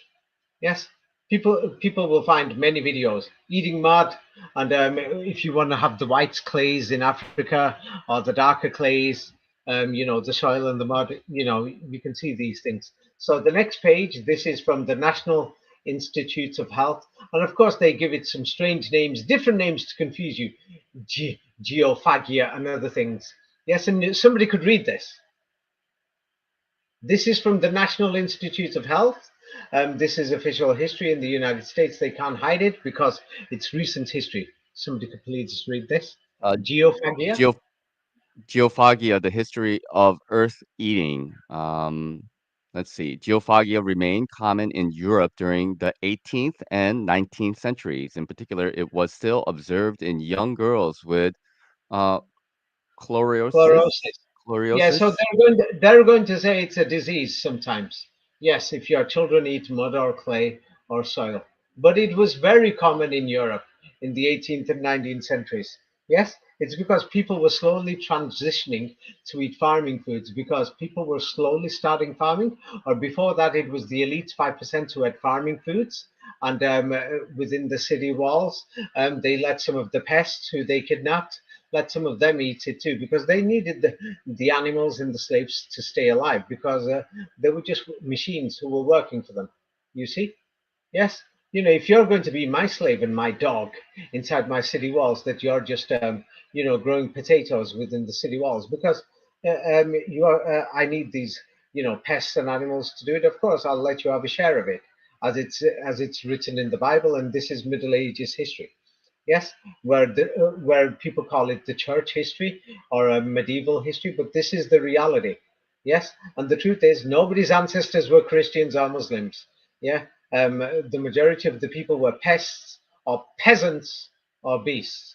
It's time they accepted the reality and they gave you all false history. Oh, you're from this civilization, your ancestor was Alexander the Great. Oh, you are from this Middle Eastern history. Your great ancestor was Saladin, Sultan Saladin the Great. You guys were all beasts and peasants. Sorry. Next page. I wasn't going to really bring this history out. I brought it out because I've had enough of people because they feel it's their history and they take it personally. It's not your history. Yes, this history, and they've given you their history, but they've modified it because they don't want you to know. So basically, they call it clay, chalk. They're even giving it strange names: geophagia, intentional practice of consuming soil, blah blah blah, to confuse you. Millions of people go out there and see it. Latin America, Africa, millions of people are still eating this right now because they've got no other food. Yes, next.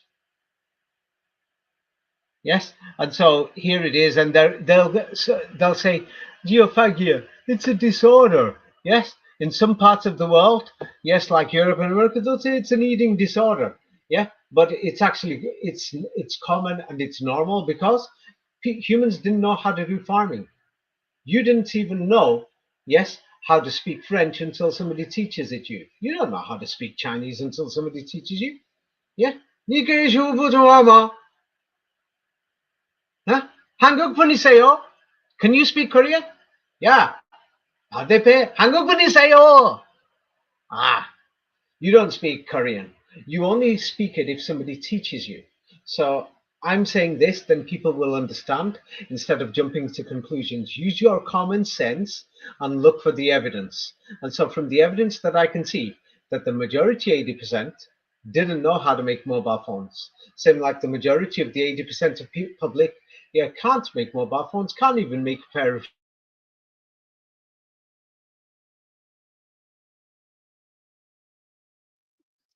David, we lost you yeah, for a past second. this, go past it. Ah, it's okay. Go past it. So understanding Pika. Yes, here it is. There's many videos. So the thing is, they'll say that it was common amongst women, especially in pregnancy, for centuries and millions of women throughout Europe. It's only now we're in the city areas that they give vitamin supplements and everything to women. Yes, when somebody's pregnant and other things, but they're hiding the reality of how humans were eating for centuries. Yes, the clay, the soil, and the earth. And so the next page. Yes, yes. So here, yes, it's like there was some Islamist and Quranist monkeys out there. Religious preachers. I just call them monkeys. Yes, sorry, but to me, these preachers who are full of hate. Yes, they mentioned it, so that's why. As you can see, this. What is the date on the corner of this picture? Could you read the dates, please?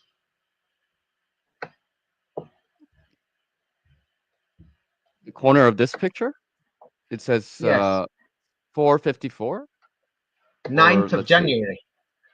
9th of January. We don't Yes. see that, Okay. but okay. I don't Yeah, see at it. the bottom. At the bottom right hand side. Oh, I see where you have. Yeah, okay, okay. Yeah. Yeah. It's like Okay. when we did the first video, we ran out of time. But of course, there were these Islamist and Quranist monkeys. I'm sorry, I don't see them as good people. I see them basically as as when it comes to education, they're like the terrorists of education who want to spread their lies and their religion, that they're trying to convert people. Because I didn't finish, this was already ready. It was supposed to go in the other videos, but I didn't finish. So they were turning around saying, "Oh, it doesn't say in our Quran because we're only here to preach our Quran." They left in the comment section. These monkeys did, yes, and they started fights with Raphael too. And many of their comments got blocked or deleted. They said, "Our Quran, doesn't say that all the prophets of God came, came this and that. All these prophets of God. And this is according to their history. I don't care. I wasn't going to talk about your Quran. I'm talking about world history. But I was going to mention that your Quran does say, yes, somebody could read this. Sure, I'll read it. It says, verse, English translation, for we bestow upon the house of Abraham of old the scripture and wisdom, and we bestow on them a mighty kingdom. Yusuf Yes. So Ali. yes. So I in the first video I did explain that there was the children of Israel, the children of Adam, and the children of Noah, and there's many other tribes. Like this would have been in the first video, but we ran out of time. But of course, religious crackpots, yes, don't understand anything. And I told these monkeys to go away, but they still come back to listen, and they're probably listening right now. Yes, I don't know why these beasts come back. Yes, but other people, according to science, normal people evolve. But these religious crackpots are still beasts; they've not evolved. So I advise people to stick with common sense and to do research themselves, and don't be brainwashed by these Islamist or Quranist preachers. Yes, we've seen all these, evangelist preachers, crackpots who reinterpreted the Bible. Yes, because they know that a lot of the things that they were following was just garbage. And so, in the same way, in Islam, a lot of the stuff is actually a lot of garbage. I'm not insulting anybody; it's the truth. There's a lot of garbage in these religions, and so the Quranists are trying to make their religion look beautiful by inventing meanings from fake dictionaries written by Jesuits and Freemasons, and they won't answer. Not a single Quranist or Islamist will answer why nobody can speak Arabic in the entire Islamic world, nobody in the Middle East, and they learn it in schools that were set up by the Jesuits, the British, the French, and the Freemasons. and the meanings of the Quran were given by the Jesuits and the Freemasons, and those are the dictionaries that they use. But no, these monkeys will still preach and say, "Oh, this is our definition of the word of God. This is what God is telling us. Oh, David, you have to admit this is the word of God." Same like the evangelists are saying, "This is the word of God. This is the word of God." Yes. So here we see there is the children of Abraham, and there's many other things. I am not focusing on every part of history, and like I said, the more information is in my books, and there's a lot more history that I'm not talking about. Yes, because we don't have enough time. Yes, so unfortunately, there's not enough time, not even today. So I didn't finish in that first video, but some of these, Islamist and Quranist, beasts and pests and peasants, yeah, had to bark out loud. They couldn't speak like a human. Yes, in the comment section, and I'm glad many of these comments are there so that the world could see that they're preaching and trying to brainwash people. Next page. Yeah, so here, yes, so the Quran says that, Abraham got scripture and wisdom and things like this. And so here is Sefer Yazira. This is an important document that is used throughout Christendom and throughout Judaism, but not in every sect in Christendom or in Judaism. And this is, many people say, is the Book of Abraham or the divine revelation of Abraham that they claim historically, but of course we don't have the originals. But there are books of Abraham that exist. Next. Yeah, so here we have, yes, this is from the Quran, and somebody could read this from the middle, the third line, and no, read it from the beginning.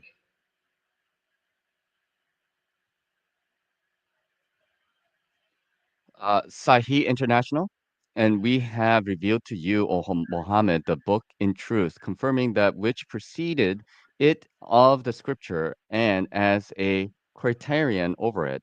So judge between them by what Allah has revealed and do not follow their inclinations away from what has come to you of the truth.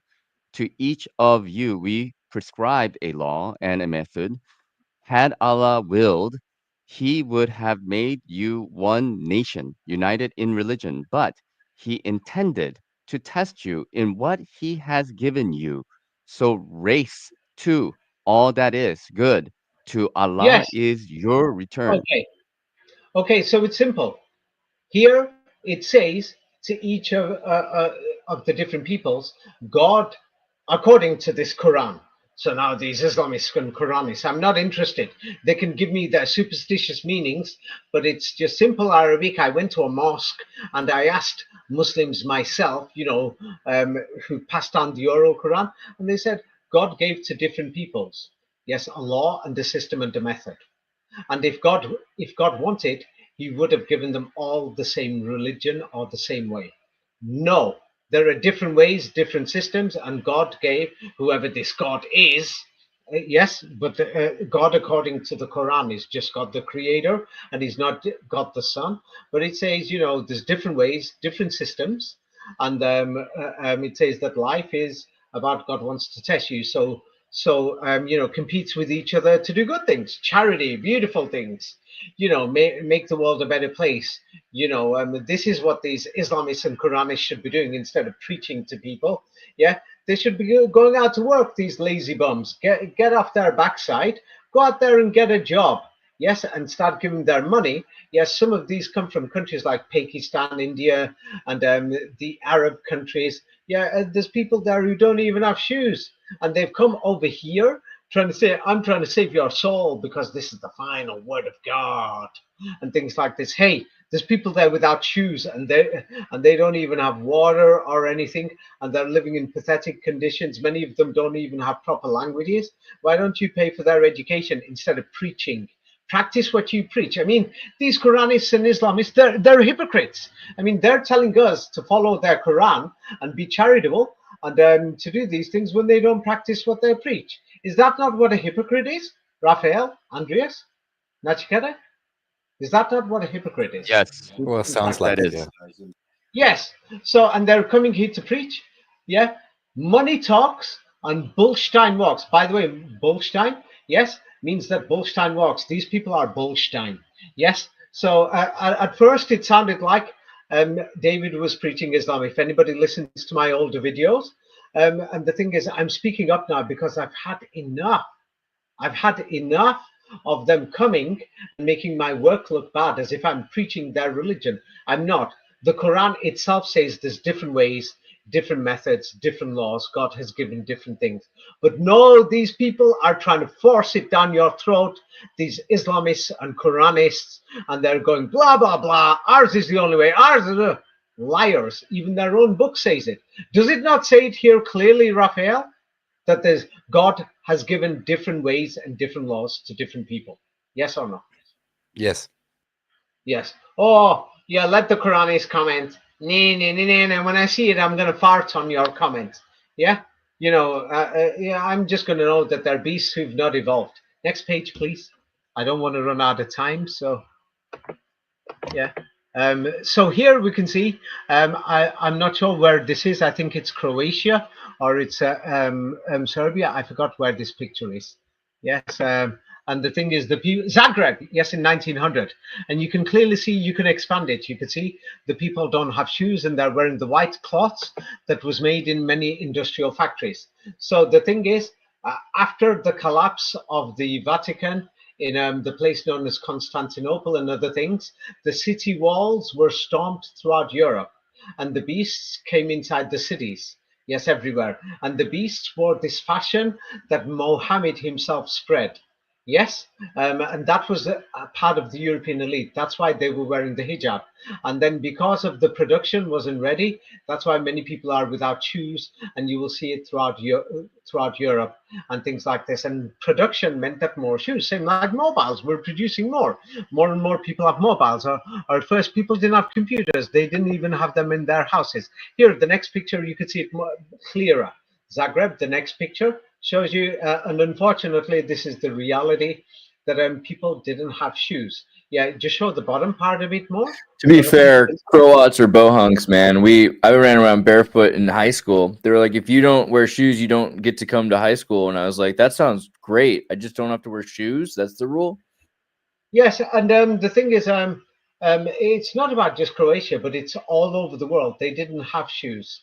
And so the thing is, that's why I mentioned the Prophet Muhammad's revolution. And that's why Fomenko mentioned it, that it was the most successful takeover of the world, whereby the elite of the old world order collapsed. And so the thing is, and it's got nothing to do with, you know, what these preachers, Islamists and Quranists are claiming. And then what modern Islam is, there's a lot of lie in that, in the entire history. And then the system of the Kaaba, I've explained it. Nobody will understand the cross without the system of the Kaaba or the system of Christ, unless if they study the scientific system of Islam, which is actually original Christianity. And they both went separate ways. Yes. And the thing is, it's not the only way. It is not the only way. That Islam is not the only way. And even the Quran says it. So next time these, you know, Quranist bashers stop you on the street or somewhere and say, hey, the Quran itself says, hey, there's different ways. Yes, you go your way. Yes, I mean, there's nothing wrong as long as you're doing good. Yes, so next, please. Yes, so here, we can, somebody could read this. This is the reality in 1945, just in Russia.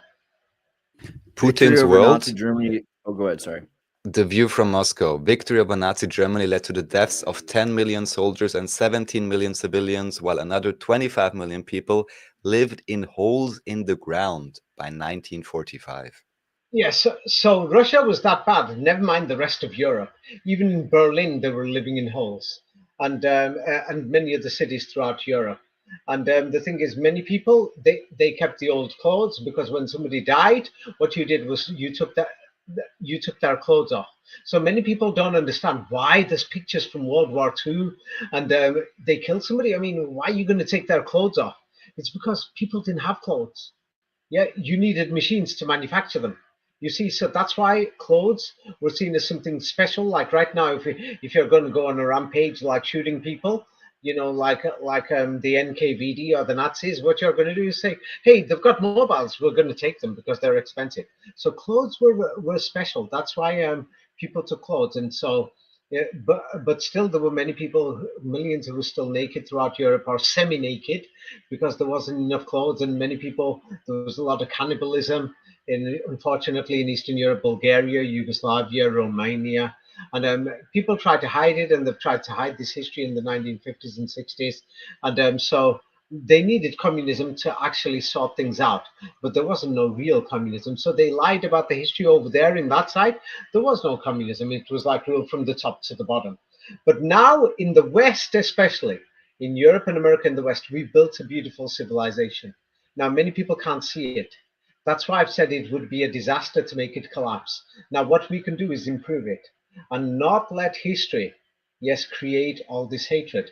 Like the amount of hatred I saw last year and the year before from evangelists, yes, I noticed it calmed down when I spoke up. Yes, and I hope the thing is, I've made it clear in the last two videos, and today is the third time that the Islamists and Quranists are going to have to talk in a humane fashion because we're talking about history. It's not about preaching here. We've got the chance to improve the world. Right now, even half the elites, we could see that they've given many freedoms, many things that the other half haven't. Yeah, you can complain about what happened during COVID-19. Yeah, it's not perfect, but we've got it a lot better. I mean, I've got 13 pairs of shoes in my bedroom, and we could just go to the Thar deserts in India and Pakistan. I mean, there's 50 million people there in that region and the area surrounding it without shoes whatsoever. Yes, and many of these Islamists and Quranists are from the Indian subcontinent. Why don't they go over there and give shoes over there instead of, just talking, Bullstein? Oh, it's easy to write. Yeah, and act like a big man when you're not going to give, practice what you preach or, pull money out of your pockets. Yes, the real deal. They won't do it. So we had real problems. Yeah, and the world is better. Just in Russia, 25 million. And then throughout the other parts of Europe, there was another 25 million, 50 million people living in holes in 1945. There was widespread cannibalism and all this. It's a sad history. We've made the world a better place. And I think it would be a disaster to let evangelists, the crazy ones, with their preaching, who are making lots of money in Europe and America with their crowds. And each one of these evangelists, when he dies, yes, when he's gone, the entire group disappears. It's like a personality cult based on these preachers. Same with these Quranist preachers. We've seen them. They come, they grow big, or their channels grow big, or their followings grow big because of the personality. When that person's dead, his thing goes away. Now, the thing is, don't let these things brainwash you or create hate. We can never risk going back again.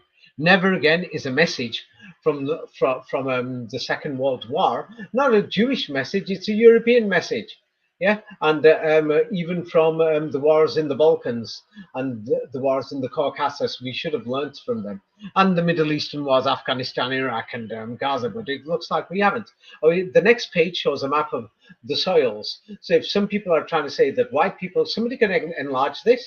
There's the white soils, yes, and everything that we see in the south, and the black and the darker soils in the north. So if people are going to be racist and saying, and then there's the blacker soils in the sub-Saharan area. So there is the question of, where people originated and these things. This needs to look again.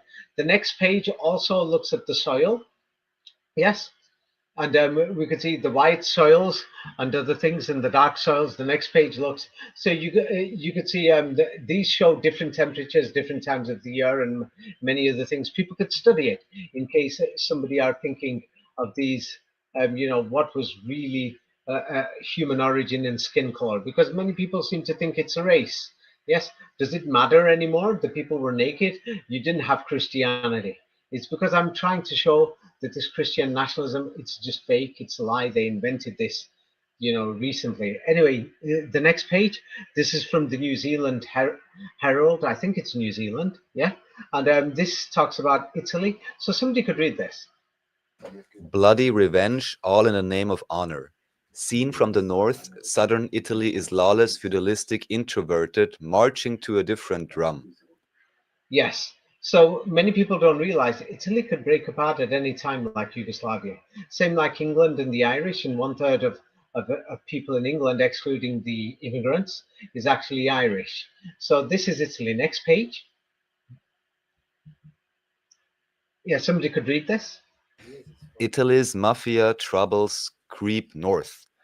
The mafia has long been a part of life in southern Italy, while the It's north not. remained mostly untainted. Yes, the thing is, it's not a mafia. Go to the next page. And the reality is because people were still living in holes and caves, and now they've drawn pictures of churches and other things there. Yeah, because in the early 20th century, they started teaching these people how to speak. Or somebody could read this. Who were? Who Yeah, were I'll read the? it. Yeah, yes. So, like, who were the cave dwellers in southern Italy? For those familiar with the area, Matera will conjure up images of the ancient Sassi caves from Paleolithic times all the way up until the 1950s. Families called these caves home. Poverty stricken and living in squalor, families would reside in their homes with no electricity, running water, or sewage systems. Okay, now if anybody goes to Matera or Madeira, however you want to pronounce it, there's many other places throughout southern Italy. The thing is, before the 1900, millions of people were living in caves in the ground, eating soil. Yeah, and the overcrowded places or wherever, no electricity, no animals, no water, not even a sewage system, no clothes, no shoes. This is the real history of Europe. So now, what they did was, in the early after the 1850s and 60s and 70s, they built a church there, the church and a central area, and they brought Jesuits and a few other priests, and then they started teaching people how to read, write, and speak slowly. Yes, then they started bringing Christianity in, not because of Christianity. And then, of course, they falsified the history, saying that it's an ancient place. No, they were living there in the 1950s, for God's sake. And there's many other places in Italy, in Spain, in France, in Germany, in Ireland, even in England. I've not even been through English history or Welsh or Scotland in case somebody is looking down on the Irish. This has nothing to do with looking down. The truth is, all these people who keep commenting, yeah, with their evangelism, yes, and their evangelistic whatever, who want to preach saying, oh, the Bible says this. Look, you people were beasts and you were animals and you were still naked 150 years ago. You didn't have clothes. You were living with the shit, walking with the shit, mixing it with the soil and everything. You didn't know how to do farming. You didn't even have a sewage system. You didn't even have no water. You had nothing. You were the beasts and the peasants. And the Bible is the history of the Middle Ages going all the way up to the 17th century. And that's the history of the elite, not you. Same like when your children study September the 11th, the war in Afghanistan, that's the history of the elite, their invasions, not you. When they're studying the history of the war in Gaza, they'll learn it in 100 years' time. That was the history of the elite, not you. You see? Yeah? Next page. Yes.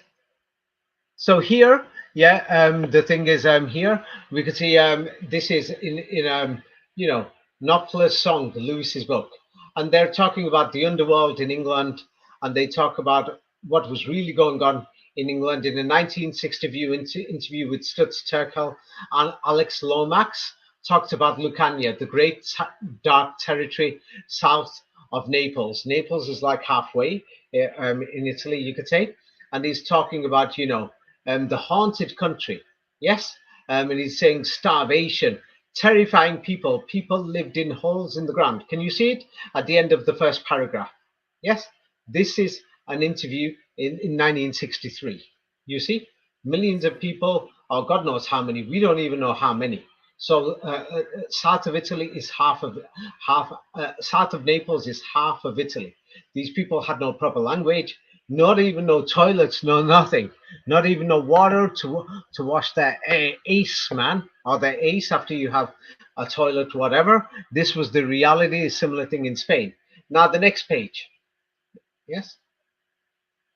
Now here is another population graph, as you could see. Yes, 1453, the fall of Constantinople. This is what changed history. Yes, now they've added another 200 years on, and that's why we could see the population going up. and whatever, but it's more like around 1650, 1750 or something, because there's a 100-year error in Flamenco's calendar. He points out between the Eastern and Western calendars and says Jesus Christ was he crucified. He gives two different dates, and then I couldn't find the 19th century, so that's like 200 years. So it would bring it to like 1650 or even 1750 if there's a 300-year problem, because there's a problem even after the Renaissance itself. But basically, after this man called Sultan Muhammad, yes, and he had nothing to do with these Arabs or whatever, or this fake invention of the Turkish race. Yes, it was people from the Balkans, the Slavs in Eastern Europe, and the Germans, yes, who invaded Constantinople. And then one by one, they destroyed all these walled cities, and then the people were given freedom. Yes, and then once the walls were collapsed everywhere, it was too late. The elite had to share with the rest of the people. And that's why the city walls collapsed. And so So here I we just see like the to reiterate again that the city wall, the Stafford Wall in Vienna, officially was only dismantled from the 1870s. So this is not yes, long ago. yes, the city grew bigger. So Vienna, even with Paris, there were shanty towns outside because the pests or the peasants. I'm using the word pests and beasts so that because these are the biblical words. You know, God the Father, Jesus Christ, while before he was born, he called everybody, you know, pests, beasts, and animals. Yeah. So in the tradition of our Lord Jesus Christ, yes, you know, the pests and the beasts. They lived outside the city walls. They crowded around. They became shanty towns. Half the walls were slowly breaking, and so that's how shanty towns came. Because you know the animals or the pests and you know these cannibals, yes, realized how to speak, and that's why they invented all the fake languages recently. And there was a competition to race with each other, as the Quran said it. Yes, and so it was supposed to be like you won't believe this. The Germans and the Ottoman Turks, I call them the Ottoman Germans, they gave out the licenses in many places in Kosovo and even in Croatia to teach the Serbian language in Crimea. So it's like many Croatian people at the time turned around and said, "Hey, they're teaching the same language but giving a different history, and this is going to cause a conflict." And they tried to reconcile it, saying that no, they're the same people, they're Croats and something, but with the Orthodox religion, with the same thing. But no, so some of these license and permits were originally there so that people could learn how to speak. They didn't know how to speak. And poetry was the method of speaking. I'll go through that next time. And that's why a large percentage of the Bible is poetry, and so is the Quran. But no, these people are going to insist it's divine. And that's why I mentioned William Shakespeare. And I did a video, you know, Shakespeare didn't exist, and I showed the patterns of the poetry with the 19 codes in Shakespeare and other nationalist things. You know, the same codes are in the Bible and the Quran. But no, some people are going to say they're divine. These Quranists, there's many Quranists in America who say, no, this 19 code is divine. And this is the evidence that the Quran is the word of God. Well, we find it in Shakespeare. Yes, the next page. So here is the Crown of England, as you could see, and the squaring the circle. You can see that the circle at the top, which is the world, rule Britannia, and then the square. Yes, but it's also the cross, and then the two easts and the two wests, the way it goes. So the cross represents the kursi, or the you know, to represent the heavens, and God's throne is over the heavens and the earth. And the next page is the you can see the crosses that people see throughout Anglo-Saxon lands. You can, some people call it the Saxon cross, others call it the Irish cross. Call it whatever you want. Yes, but this cross is the actual symbol of the throne of God, or the seat of God. And the Quran also said it, but there's no, these Muslim deniers. I presented the evidence. And so the cross is a beautiful symbol. And the next page, yes, shows the beautiful cross, the cross of heaven. And this is to show the throne of God. And that's why the Knights Templars carried it. It had nothing to do with Christianity. And that's why they say the Ottoman Germans or the Ottoman Turks, when they invaded Vienna, they had crosses on their flags. Yes, do you see now what the cross actually was? Do you see it now, Raphael? Andreas, we mentioned this before in an interview. Makes more sense now for sure, yeah. Yes. The as you can throne. see, Why would you? Of course, you want the throne as your symbol. yes, yeah, and to show that we worship God, yes, and that we worship the throne, and the throne. We surrender to the throne. Yeah. Yes, yes. So it was a symbol used worldwide. It's a beautiful symbol. I love it, and I like the history of it. This is the real history. And of course, they turned it and said, no, the red represents blood. No, it doesn't. That's just a lie. So now, in the next page, here I'm going to show there's some problems with the Quran. People could read it. In the next page, there is stories where it says that somebody could read this. Here's a translation of chapter 15. It says that God And created man. yes, and when I have proportioned him and breathed into him, or breathed into him of my created soul, then fall Yes, down the to him next in one is a bit prostration. easier. Prostration. Read the next line Yes. also. Pick it all. Picked all. So, Yeah, so yeah. when I have made him and have breathed into him of my spirit, do ye fall Ah, down, okay. prostrating So yourselves unto you him. could say this in easy English. Yes, it's clear what it says. It says that according to the Quran here, and the Quranists are using this. Yes, according to this, it says that what do you call it? God made man, and then God has breathed God's spirit inside you. And then God's telling, I'm not sure who it is, the angels or some other people, yes, some other creatures or whatever, that they should bow down to God, bow down to Adam, because God has put his soul inside you. Doesn't that make you God? I mean, you've got God's spirit and God's soul inside you. Now, this was the problem of the Nicene Creed, and this was where people started fighting. Let's go through it word for word. Go through the next page. What does it say according to the Quranists and the Quran that they're preaching? These Quranists preaching. Yes, God's spirit. Does it say God's spirit is inside Adam, that God has created Adam? Whose spirit is there? Does it say David's spirit or Andreas' spirit or Nachiketa's spirit? Or does it say God's spirit? The translation says, my spirit. Yeah. Yeah, so now you've got God's spirit inside you. And so the next page, yeah, the next page it says, yeah, somebody could read it. So bowed down, prostrated means. So they bowed down. Who bowed down to Adam? So prostrated the angels, all of them together. Ah, okay. So this means that according to the Quran, you've got God's spirit inside you, and that you could command the angels because they have to bow down to you. Isn't this what the Quran says? Yes. So now the next page where it turns around and says that it turns around and says the police or Iblis. Yes, that's where the word police came from. Yeah, he basically refused, and he was one of the jinns. And so now the next page, yes, when we read the Bible, yes, and so this is Jesus who is God the Son, and God the Son turns around and says that God the Father has said, yeah, what does it say? Is it not written in the book of John? Jesus answered them, is it not written in your law? I said, ye are gods. If he called them gods, unto whom the word of God came. Yeah. So basically, not only Jesus, but it's supposed to be in the law of God that God the Father, Jesus is God, that He sent the law to Moses and to other prophets, and that this law says that the humans are gods. Yes, and Jesus repeated it. So what actually caused all the wars? The next page. What caused the wars was the humanists Can I and the can I really quickly interject for 10 seconds? I just want to also remind people from Romans 8:7, which confirms your idea.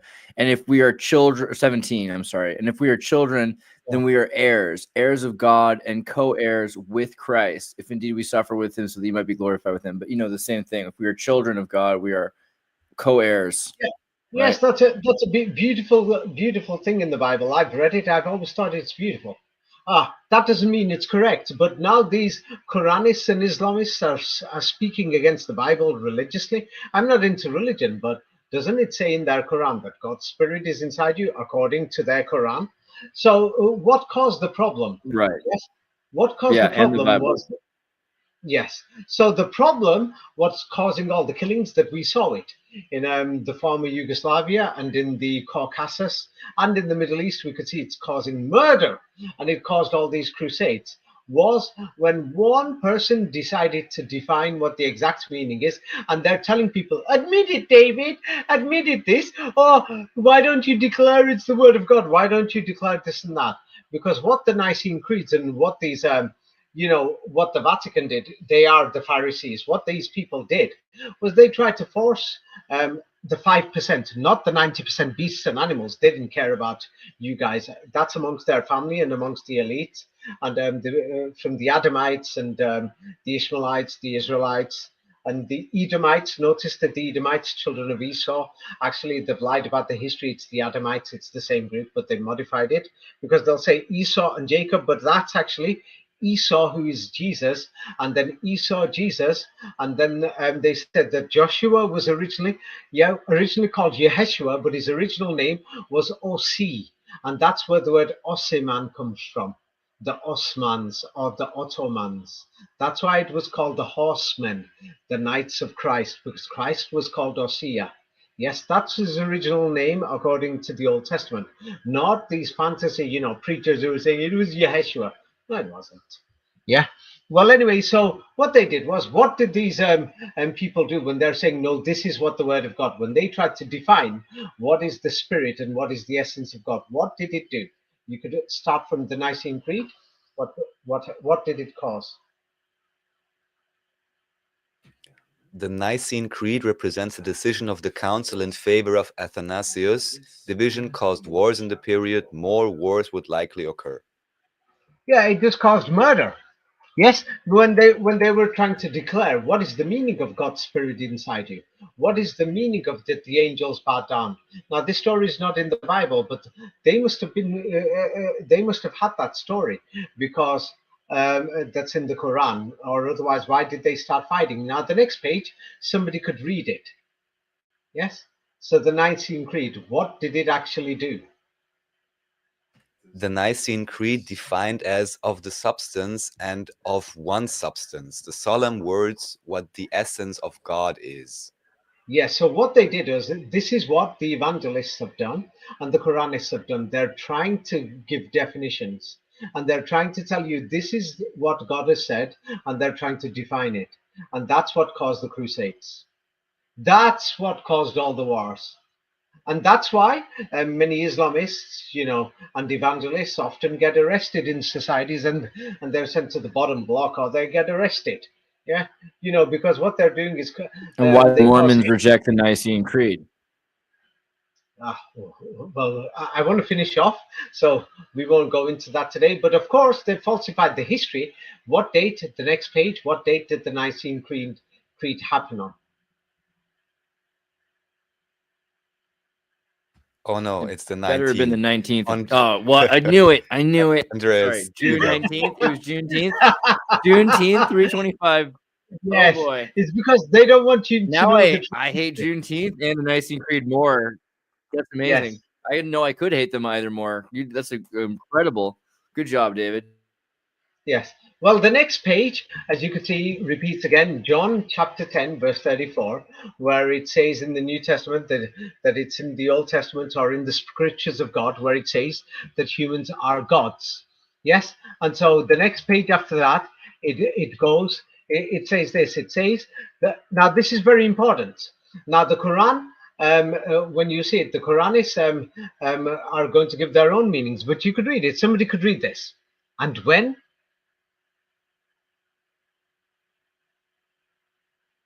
Andreas, you Go ahead. Okay. And when? Where I don't see and when at the top. And when said your Lord to the angels, Next page. indeed, I am going to place in the earth. Next page. Now, as you could see, the word where it says God is going to place, that the same word doesn't say going to place, that they choose the meanings as they wish, they invent the meanings. It says, I'm going to Right. make on earth. Yes? it normally says make, but here they chose and invented saying I'm going to place. So it's the same word that actually says that God said to the angels he's going to place on earth. Next page, somebody could read it. That what is God going to place on earth? A vice regent, they said, will you place in it? Next page. Will you place in it one who will spread corruption? Yes, now go to the next page. Yes, and as you could see, they translated it as will spread, future tense, but it doesn't have a future tense. It just says somebody spread or spreading corruption. It's actually in the present tense. Or Yes? will cause. You might cause corruption. Yeah. No, it means that he is causing. It's in the present tense. And actually, the Bible and the Quran, Totally. yeah, most of the Bible and the Quran does not speak in the past or future tense. It's written like in a poetic prose way that it's in the present tense. So it's saying the angels have now questioned God. They're questioning. So God's having a conversation like a parliament and saying, are you going to make on earth, not place, are you going to make on earth the vice regents, means the master of the universe, the master of earth, the one who is causing all this corruption? And go to the next page. Now, the next page, somebody could read it.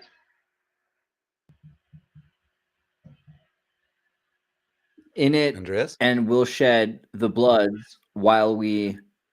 Yes. Yeah. So now the thing is, it says will shed. They're claiming it's the future tense.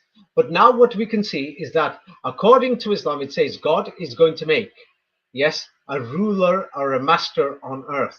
And he chose man, yes, whoever or whatever man was. Yes, and the angels turned around and said, are you going to make him the master of this beautiful creation when they cause bloodshed? Yes, it means that they were humans were already on earth and they were causing bloodshed like cannibals and animals, because the Quran is actually speaking in the present tense. Of course, the Quranists let them come out with their whatever and say it's talking about the future. The angels knew the future. Well, if the angels know the future, then that means the Satan worshippers are doing the correct thing. They communicate with angels to find out the future. That means that Christians and Muslims are wrong according to the Quran because the angels know the future. No, the angels said that they are causing bloodshed. The Quran is speaking in the present tense. Yes, and so on the next page, yes, somebody could read it. What God did to Adam. You've gone past a page.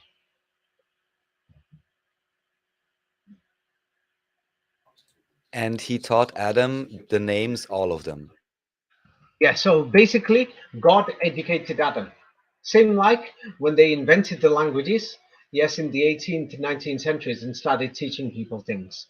Or Adam, basically, whoa, he didn't know. You see?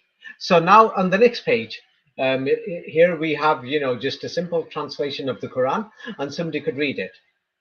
I'm not saying this. This is from the Muslims. In case somebody's saying David's saying it, these Quranists and Islamists, yeah, you know what I mean. Crazy crackpots and monkeys are going to say, "Oh, how could David say this?" And he's inventing a translation. No, I'm not. What does it say in the Quran?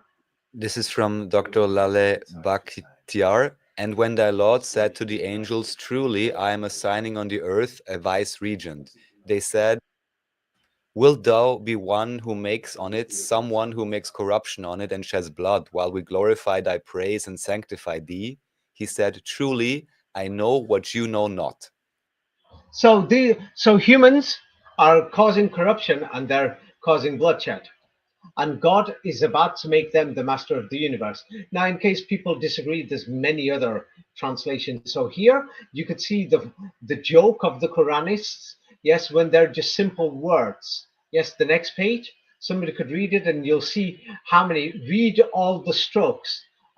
How they're not sure what the translation should be. So it's a bit easy. Yes, somebody could read this. And when your Lord said And to when the your Lord angels, said, oh, good. Go ahead, Andreas. Sorry. And when your Lord said to the angels that I am making, creating, putting in the earth a caliph or successor leader, they said, do you put in it who corrupts in it and sheds the blood, and we praise or glorify with your praise, and we continue to admit your holiness and sanctity to you. He said, I know what you do not know. So basically, humans are already there wherever they are. They're causing corruption and bloodshed, cannibalism, murder, shedding blood means, I'm basically stabbing you, ripping open your heart and your blood spilling, in case you don't know what it means. And so they're saying here, they're showing that it could mean any of these. And so Quranists are going to pick and choose and go through dictionaries and make up their own meanings. Yes, because they want to hide it. And so now the next page, yes, what we could see is that what does the Quran say? Who is Jesus Christ? Somebody could read it. This is the Quran. Okay, Jesus, son of Literature. Mary, is only a messenger of God, his word, and a spirit from him whom he conveyed to Mary. So have faith in God and his messengers. So now we got a problem. According to the Quran, Jesus Christ is the word of God. Isn't the word of God God himself? And then it says that he's a spirit from God. He's the spirit of God, according to the Quran. Yes. So we've got the Quran has got all these problems. So is Jesus Christ God or not? And then you've all got God's soul inside your things. Now this is a subject we haven't finished, but because it's been 2.5 hours already, I tried my best to be as fast as I could. I'm sorry we've not finished, and because we've not finished, if there's any crackpot religious monkeys out there, don't bother to read your filthy, dirty comments, or leave it there, yes, so that somebody can trash on it and laugh at it. Yeah, because I need entertainment, and when people get drunk on Friday night, we need somebody to laugh at. Yeah, so leave your trashy, filthy comments on the end. But to all the nice, decent people, yes, and the good people and the good humans who have listened, yes, this is history. And to understand history, if you want to understand who I we think are, yes, go on. If we I'm want to sorry. I understand was just who saying we it's are, amazing. This is really great information about how we are. I mean, when the ye are God's part is interesting, because the whole time we're talking about how this group who hates us. I mean, you have to remember these books are written not necessarily by God, even though they say they are. And so there's a group of men that are saying this other group of animal or domesticated, civilized men that are wild men. They're saying the wild men are secretly and actually gods, right? And this is very Promethean, this idea that the man has been created to seed the temple, and that eventually what will make these worshipers of gods like the gods is actually intermarrying with the gods. And so it's interesting because that means that the average layman plebeian is sort of a giant. Yes, this history is actually hidden. So now if we have, let's say, if we have the Spirit of God inside us, according to the Quran, God put his spirit inside us. If this is actually true, and all these Islamists and Quranists are denying it, then the power of what these Muslims are doing in Mecca is the greatest form of Kabbalah. It is the most greatest and advanced form of Kabbalah ever. Yeah, and even though the Quranists will deny it and they don't like it, of course they'll be jealous because they're a bunch of, uneducated trolls, or they are humanists who are using their human mind to give their own interpretations. They remind me of the Vatican, giving their own opinions and their dictations, so that they want to force their way preaching upon other people. I mean, the thing is, the Quran itself says there's different ways, and the cross is a beautiful symbol. Yes, I'm glad. I'm glad the evidence is there in the Quran, so the Muslims can't hate me for it. And I've said it before. I'm going to say it again. The cross is a beautiful symbol. If you've got it and you use the cross to worship God and you make it as a symbol, I mean, the Muslims make the symbol. They lift their hands when they pray. I mean, the cross is a beautiful symbol that you make. Many people do if they want to approach God or communicate with the Creator. I mean, it's beautiful. I like it, me personally, and I do it, and I ain't stopping it for any of these crackpot Islamists or Quranists. There you go. Yes, I like Islam as it is. I've got nothing against it. And many people have said many times, David, he's pro-Islam. I like Islam too.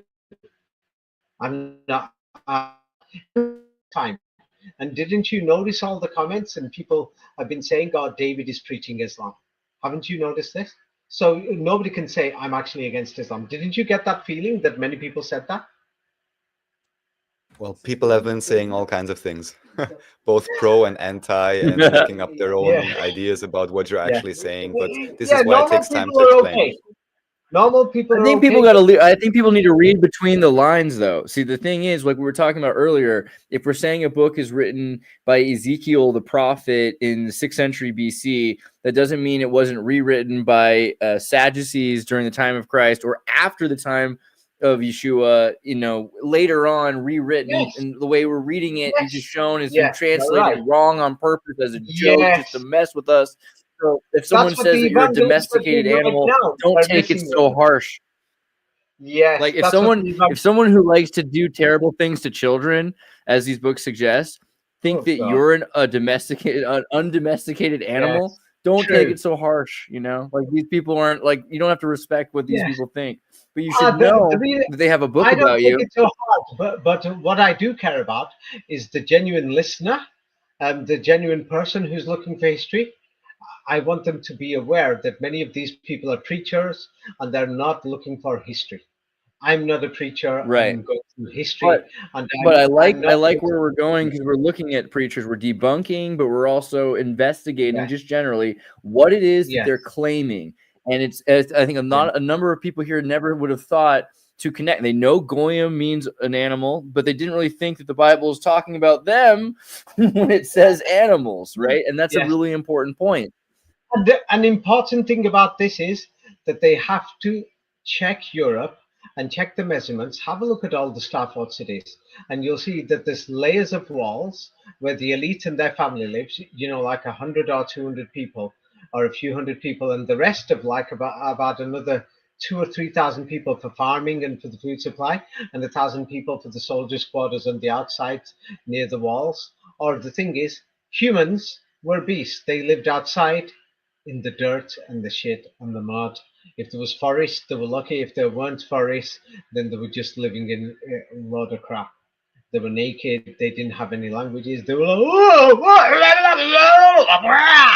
and they were scary. And then, like the elites, when they fought their cousins in other cities or other ruling families, what they did was, if they defeated that city, what they did was, if they, normally the elites they forgive each other and they swear allegiance to each other, and they used to kiss each other's Well, yeah, hands. sometimes they also kill each other and then they rape and pillage and burn the bones of their Oh, former priests on top of the old altars. That's the yes. thing that you're pointing out with Oh, Josiah here too, right? yes, when they did that, but the majority of the things what they did was, it's like Andreas, it's like if you and me were going to invade Nachiketa and Raphael City. Yes, we'll leave that to we'll let the beasts come in and do the raping, and then after they rape them, they eat them. Well, I think a big all right, I don't want to like divert Because too when the far because I city know we're walls like near the end. fall, We're at when the end. this is But what you see. We there's a actually point see. here I think that's interesting that the No, old no, no, Jews and this the is old in the Muslims Middle Ages that documents. Muslims This right is now document.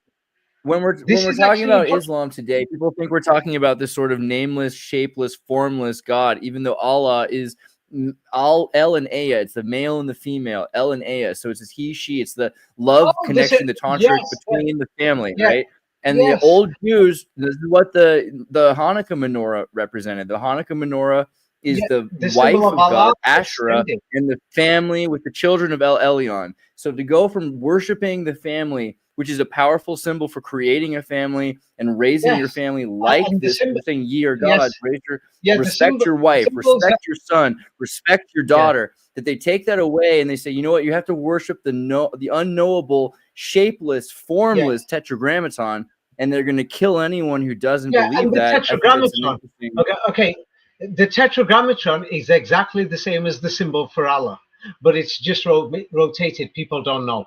And for more Exactly. information, We mentioned this actually in our video 33 degrees, so people could go back in the past and go through that video. Yes, that the symbol of Allah, the male and the female, the man and the woman, and the Trinity. Yes, they've been using these symbols because it's for them, and then now they're using it against us, and they modified it. It's because now they're thinking, hey, these peasants and these beasts are becoming a bit intelligent, so we'll throw a few religions at them, let them choose. They don't really care if you have a religion or not. But then some of these beasts, yes, they think that God gave them these religions, so they're preaching it and they're interpreting it and insisting on their own way. And unfortunately, it causes a lot of violence, and that's and a lot of hatred. And so, hopefully, the lesson to learn from today is let's not let this violence get to us or this hatred get to us, because this is actually just history, and they're using it against us. These churches and these mosques to spread hate. And but the churches are more regulated. The state watches out on them.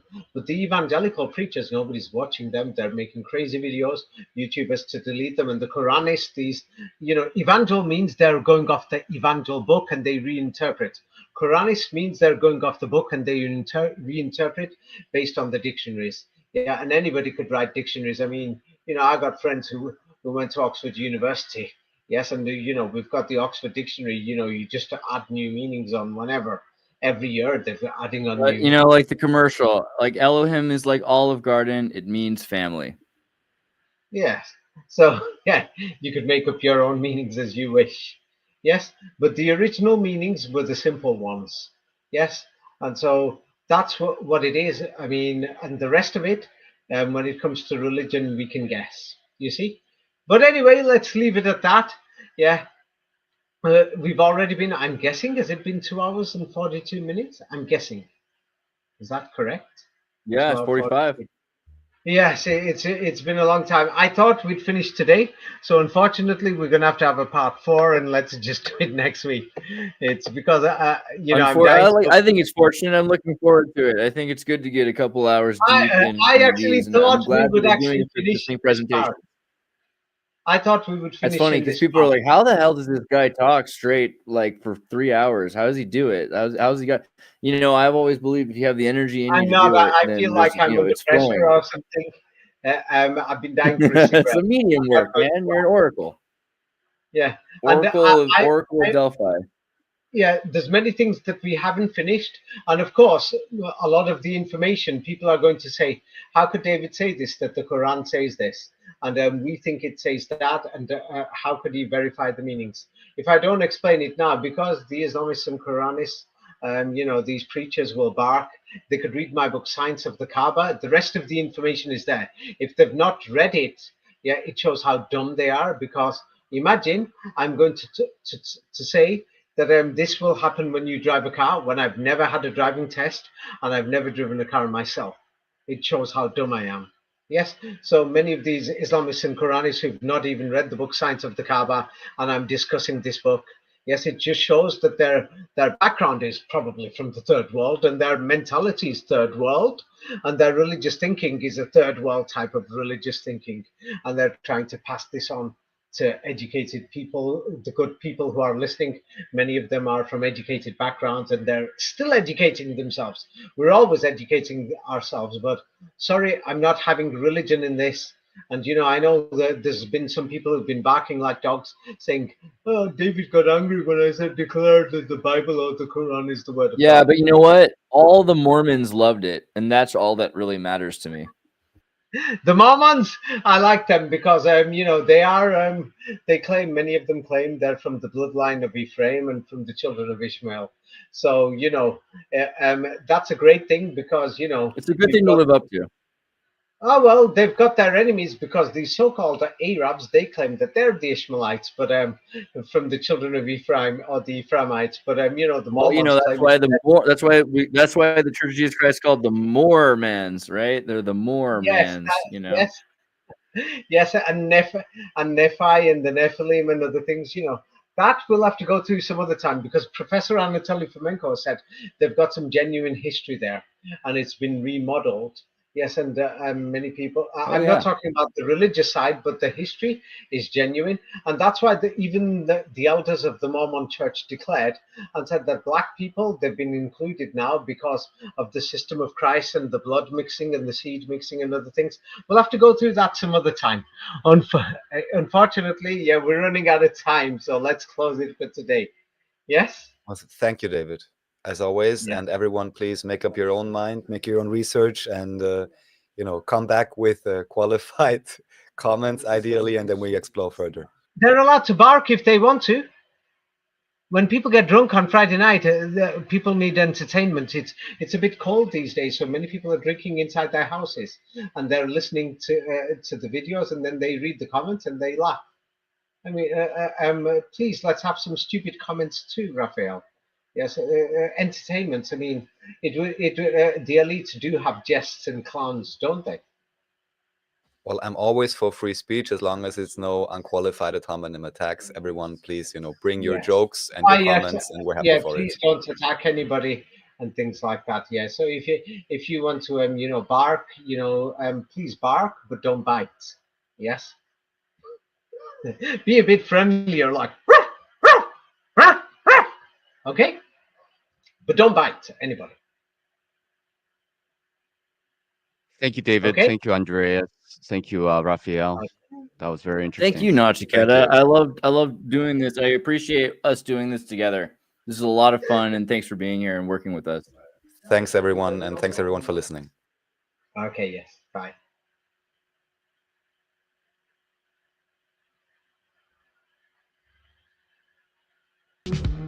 Ralph, David, and Chris. Ralph, David, and Chris. Ralph, David, and Chris.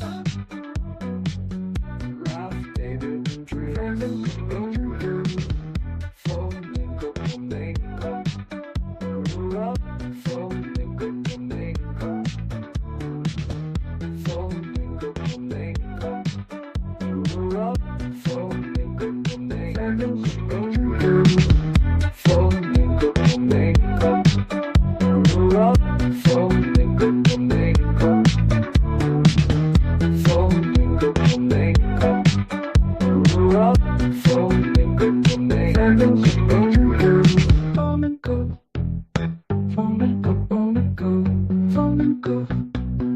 Flamenco, flamenco. Flamenco, flamenco, flamenco.